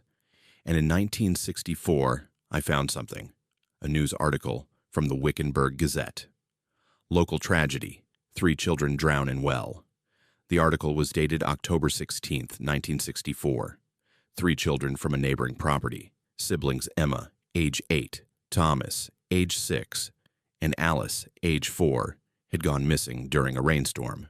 Their bodies were found the next morning at the bottom of the neighboring property's well, despite the fact that the well had been sealed and gated. It was an impossible tragedy, never fully explained. The official report suggested the children had somehow bypassed the gate, which was found undisturbed, and fell to the bottom. But the depths didn't quite match. The well was supposed to be about 40 feet deep, but the children were found almost 80 feet down in a section of the well nobody knew existed. The story caught my attention because the neighboring property, the one mentioned in the article, was adjacent to my inherited land. But when I looked at current property records, The neighboring property no longer existed as a separate parcel. Somehow, over the decades, it had been absorbed into my property's title. I owned both properties now, the well that belonged to the neighboring house, the well where 3 children had drowned in 1964. That well was now on my land, but the well I had, the one I'd inherited, was supposed to be the well from my great-aunt's original property. Different well, different location. Or was it? I dug through more documents and discovered something unsettling. The survey lines had shifted over time. Property boundaries changed through sales and acquisitions. My great-aunt had bought the neighboring property in 1970, 6 years after the children drowned. She'd sealed and secured that well. And somehow, in the legal maneuvering of decades, that well became the official well associated with the main property. The well I thought was just old and sealed. That was the well where 3 children drowned in 1964. After I figured this out, I didn't go outside when I heard the voices anymore. But I listened. Every rainy night, those children sang and laughed and played at the bottom of a sealed well that was supposed to be empty, dry. Nothing but dirt and rock 80 feet below. Then, about 6 months, after first hearing the voices, I found something on the ground next to the well. A child's shoe. Wet. Soaking wet, despite the fact that it hadn't rained in 3 days. The shoe was small, maybe size 2 or 3, with a buckle, the kind of shoe children wore in the 1960s. The leather was old and waterlogged, but there was no mold, no decay. It was as if it had just come out of water. I kept that shoe in a box, and after the next rainstorm, I found another one, then another. Over the course of a year, I collected 6 wet children's shoes, all by the well, all appearing after rainstorms, all pre-1960s era. Some of them matched, pairs, probably belonging to the 3 drowned children. Emma's shoes might have been the bigger ones, Thomas's shoes, the medium pair, Alice's shoes, the smallest. I showed them to a local historian, a woman named Analea, who'd studied the 1964 tragedy in detail. She told me the children's bodies had been found barefoot.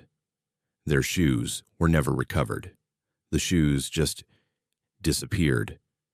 And now I had them, wet and impossible, appearing at a sealed well after rainstorms. I knew what was happening. I didn't want to admit it, but I knew.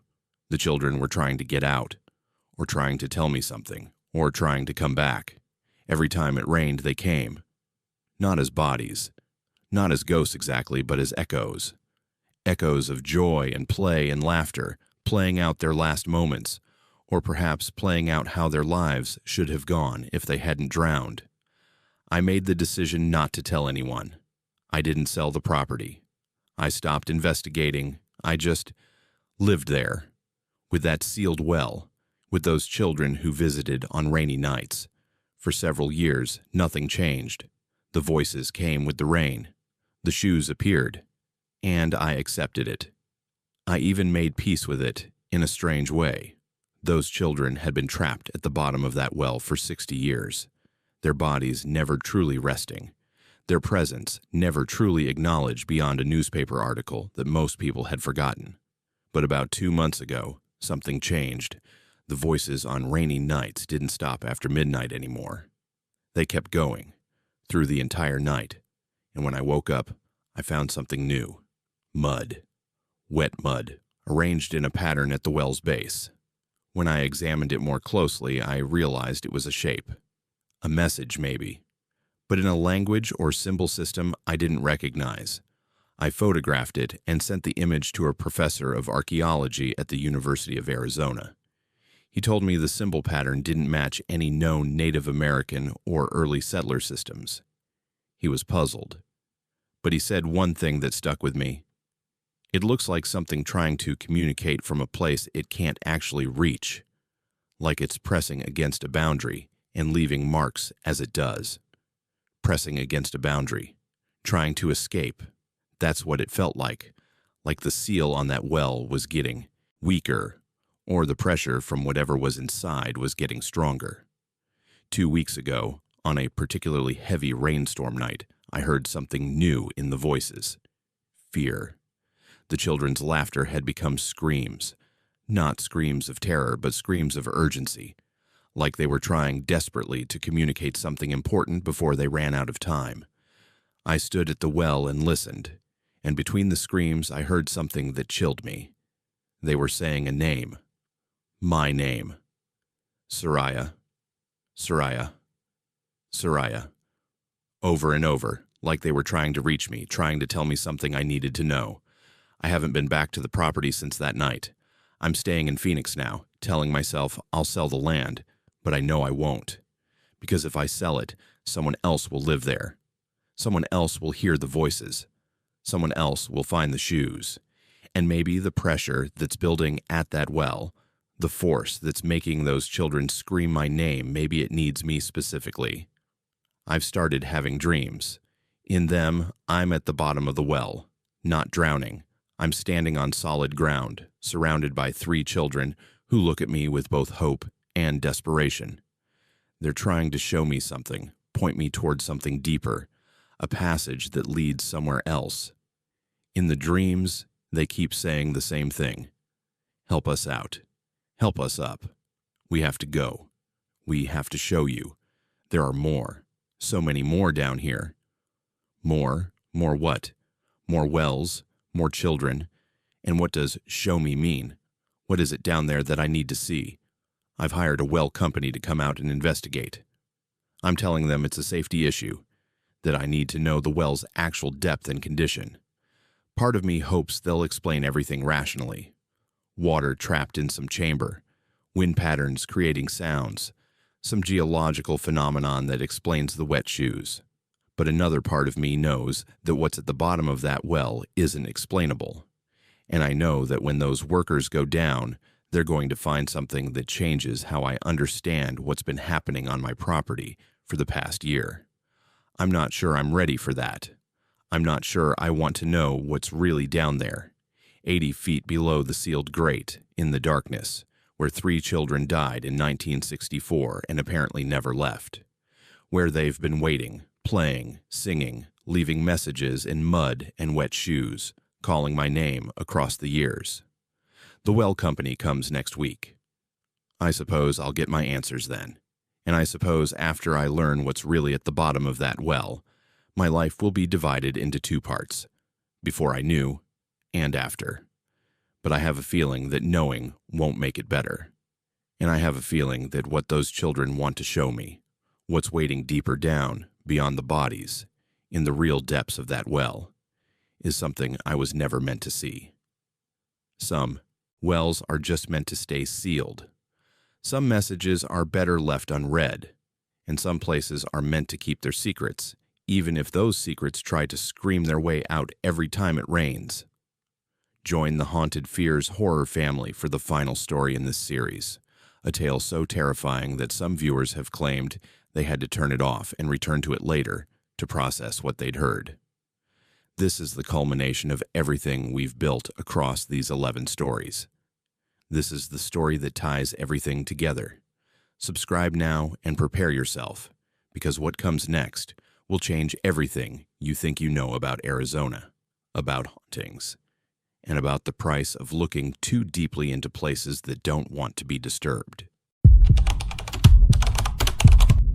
The old projector in the Tombstone Theater turns on by itself every night at midnight, playing a film that doesn't exist in any archive, a film that shows me my own death, happening in a different way each night, and on the final screening, it will show me the real way I'm actually going to die. I have one last night before the final showing, and I still don't know if I should destroy the projector or watch it and accept my fate. My name is Indigo, and I work as the night security guard at the Birdcage Theater in Tombstone, Arizona. Tombstone is one of Arizona's most famous ghost towns. Well, not completely a ghost town, but close. It's a preserved old West settlement turned tourist attraction with a population of about 1,500 people. Most of them work in tourism, keeping the Old West alive for visitors who come to experience what frontier life might have been like in the 1880s. The Birdcage Theater is the centerpiece of Tombstone's tourism. Built in 1881, it operated as a theater and brothel during Tombstone's mining boom. It's one of the most famous, supposedly haunted buildings in Arizona. Visitors come through during the day to see the preserved interior. The original wooden stage, the boxes where wealthy miners would sit with prostitutes, the bullet holes in the walls from gunfights, the general atmosphere of Old West excess and danger. I got the security job about 2 years ago. I live on site in a small apartment in the back of the building. The job is simple. Lock up after the tourists leave at 6 p.m., monitor the building through the night, do security rounds every couple hours, and unlock everything in the morning for the staff. It's a quiet job, which I like. I'm 42, divorced, and prefer solitude to the chaos of normal employment. The projector is in a small room behind the main theater floor, a vintage 16mm projector from the 1950s that was installed decades ago when the building tried showing films about Tombstone's history to tourists. The practice stopped in the 1990s because the projector kept breaking, and the building went with digital displays instead. The old projector had been sitting unused for 30 years, gathering dust in that dark room. About 3 months ago, I was doing my nightly rounds when I heard it. The distinctive mechanical sound of the 16mm projector starting up, the whir of the reels, the click, click, click of the film advancing through the mechanism. I went to investigate and found the projection room door open. It's usually locked, and the projector running at full speed. There was film running through it. New film. I have no idea where it came from or how it got there. But there it was, projecting an image onto the theater wall with crystal clarity. I went to the main theater floor to see what was playing, and what I saw made my blood run cold and my hands start shaking. The image showed me sitting in one of the Birdcage's ornate box seats, and I was dying. A gunshot wound to the head, blood spraying across the Victorian wallpaper behind me, my body slumping sideways in the plush red chair. The image was grainy, like old film stock from decades past, but extremely detailed. I could see my own face twisted in the moment of impact, my own clothing, my own death, playing out in black and white on the theater wall like it was the most important feature presentation. Now, I shut off the projector immediately with shaking hands and went to find the manager, a man named Clayton, who lived in town and managed the theater's day-to-day operations. I told him what I'd seen. He was skeptical, dismissive even, but went with me to the projection room. The projector was off now. The film was gone. No trace of it anywhere, no spools, no canisters, nothing. He suggested I'd been tired, maybe dreaming, maybe the late-night isolation was getting to me. I knew I hadn't been dreaming. The next night, at exactly midnight, the projector came on again. Same mechanical whir, same click, click, click sound. This time, I didn't try to turn it off immediately. I went to the theater floor and watched, rooted to the spot by a morbid fascination I couldn't quite control. It was me again, but a different death. This time I was backstage, and something fell on me. A heavy piece of scenery, a support beam that had been rigged wrong, something that crushed my torso and snapped my spine. The image was just as graphic, just as real-looking, just as horrifyingly detailed in its depiction of my final moments. Every night for the past 3 months, the same thing has happened. At midnight, the projector turns on automatically, like some mechanical ghost has taken control of it. It shows a film of my death, a different death each night. Sometimes I'm shot. Sometimes I'm stabbed with an old mining knife. Once I was poisoned. I could see my face going pale, my body convulsing, my hands clawing at my throat. Once I was pushed from the theater balcony and fell 90 feet to the hard ground below. Once I was trapped in the projection room and burned alive as flames consumed the wooden structure and the old film stock. Each death is meticulously filmed, detailed in ways that seem impossible, undeniable in their horrifying specificity. I've tried everything to stop it. I've unplugged the projector directly from the wall. It turns back on the next night anyway. I've removed the film reels from the machine. New film appears. I've tried to lock the projection room door with multiple locks and chains. The locks break somehow, and the door opens at midnight regardless. I've even had the projector examined by a film expert from Phoenix, a specialist in vintage cinema equipment, who couldn't explain how it's even working. The machinery is too old, too damaged. The components shouldn't be functional at all according to every scientific measurement. I documented the films as obsessively as I could. I recorded them on my phone, capturing each one, building an archive of my 90 different deaths. The images are so specific, so terrifyingly real-looking, that I can't shake the feeling they're not random. They're not just horror for horror's sake. They're not some kind of psychological breakdown manifesting as visions. They're predictions. They're showing me actual possibilities for my death, as if the theater itself has become a prophet of my fate. I started researching the theater's history obsessively, spending my days off in the Tombstone library, going through old newspapers and historical records, looking for any connection to the projector or these films. What I found was deeply disturbing. The Birdcage Theater was built on the site of an earlier structure, a smaller theater called the Apache Hall that burned down in 1879, 2 years before the Birdcage was constructed. That theater was showing a film, one of the first films ever shown in Arizona, imported from back east, when the fire started mysteriously in the middle of a performance. Everyone inside died, about 30 people, according to historical records. The film being shown was called Danse Macabre. It was apparently an avant-garde piece about mortality and fate created by an unknown European filmmaker. The film from that fire was never recovered. 30 people died watching a film about death, and the film itself disappeared in the flames along with their bodies. Maybe, I thought, through endless sleepless nights the projector has brought it back. Maybe the deaths being shown on these modern films are echoes of those 30 deaths from 1879, cycling through, replaying endlessly in an attempt to make sense of their sudden and violent end. But that doesn't explain why I'm the focus, why every single film shows me dying, why the projectors seem so specifically interested in my death and no one else's. I started asking locals about the theater, particularly the older residents who might know its full history. An elderly woman named Arilee, who's lived in Tombstone her entire life, told me something that made my skin crawl. People have reported seeing things in that theater for 100 years, but mostly just normal ghost stuff.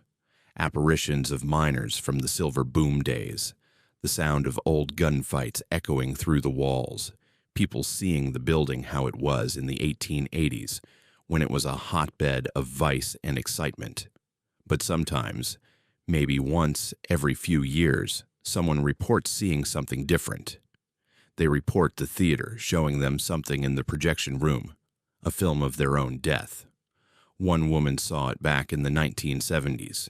She watched for a few nights, then she packed her things and fled Tombstone in the middle of the night. No one ever saw her again.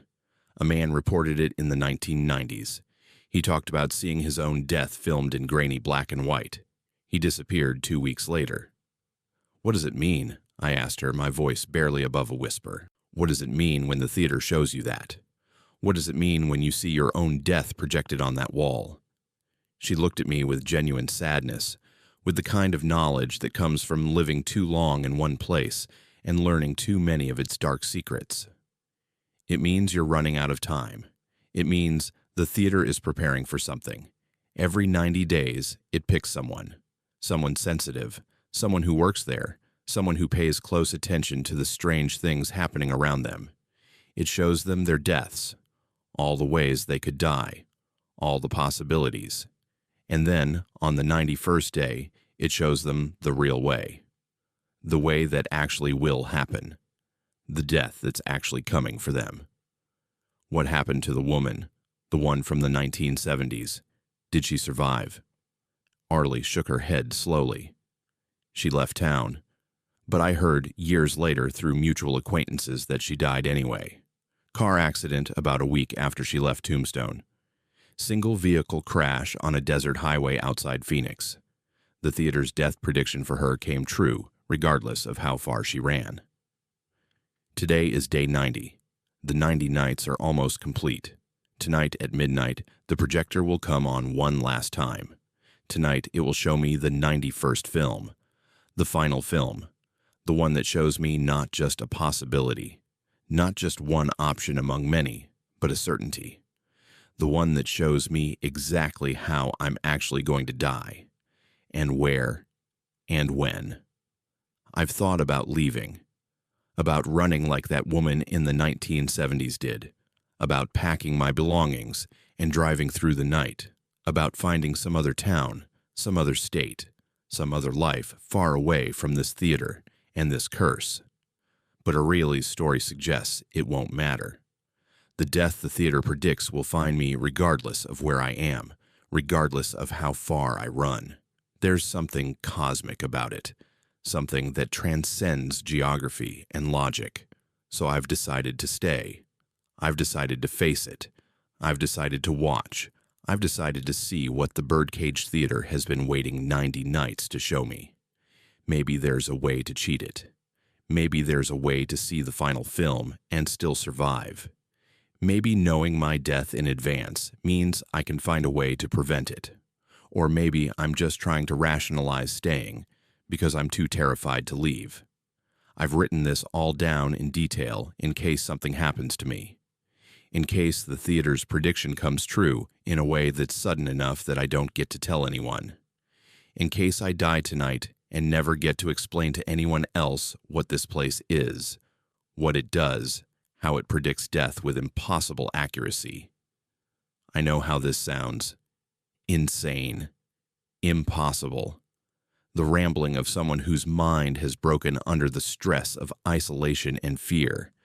But I have 90 documented videos of impossible things on my phone. I have detailed descriptions of 90 different ways I could die, all filmed in meticulous detail by a projector that shouldn't even be capable of functioning. I have the testimony of an old woman who's seen this pattern repeat multiple times over her long life in Tombstone. And I have the certainty, the absolute conviction deep in my bones, that something significant is going to happen to me tonight. The projector is sitting in its room right now, dark and silent and waiting, like a predator that's learned patience. I'm sitting in the main theater, alone in the darkness, except for the moonlight coming through the old windows, waiting too. In a few hours, the truth will come. In a few hours, the projector will turn on for the 91st time, and it will show me my death, the real one. The one that can't be denied, or escaped, or changed. I'm terrified. But I'm also curious, in a way that goes beyond reason. I want to know. I want to see. I want to understand what's been happening to me in this theater for the past 3 months. I want to comprehend the mechanism of it all, even if that understanding costs me everything, even if that curiosity leads directly to my death. I'll update this if I survive. If I wake up tomorrow morning and this night passes without incident, I'll explain what happened. If this account is found, and I'm not alive to add to it, know that I was brave. Know that I chose to face what was coming rather than run from it. Know that I looked directly at my own death and didn't look away. Know that the Birdcage Theater is more than just a tourist attraction and a historic landmark. It's a place where death comes to be previewed. It's a place where the future and the present collide on the screen of an impossible projector that shouldn't be able to function but does anyway. And if you ever visit Tombstone, and you visit the Birdcage Theater, and you happen to be there after midnight, when the staff has left and the tourists have gone home, listen carefully. Do you hear the projector? Do you hear it coming to life on its own? That mechanical whir, that click, click, click of film advancing. If you do, run. Don't wait. Don't investigate. Don't try to be brave or curious. Run out of that building and don't look back. because the theater isn't just showing me my death. It's showing everyone who stays long enough their own ending. And once it shows you, you've got 90 nights before it shows you the real one. I'm closing this account now. It's 11:30 p.m. 30 minutes until the final screening. 30 minutes until I know for certain how I'm going to die. 30 minutes until the projector shows me the truth about my fate. The light from the projection room is starting to glow around the edges of the door. The projector is warming up. Even though it's not midnight yet, I can hear it starting. The sound of old film, the mechanical whir of reels that have been turning for over 100 years in this building, in this place where death comes to, be shown on a screen for an audience of one. It's time. The final screening is beginning.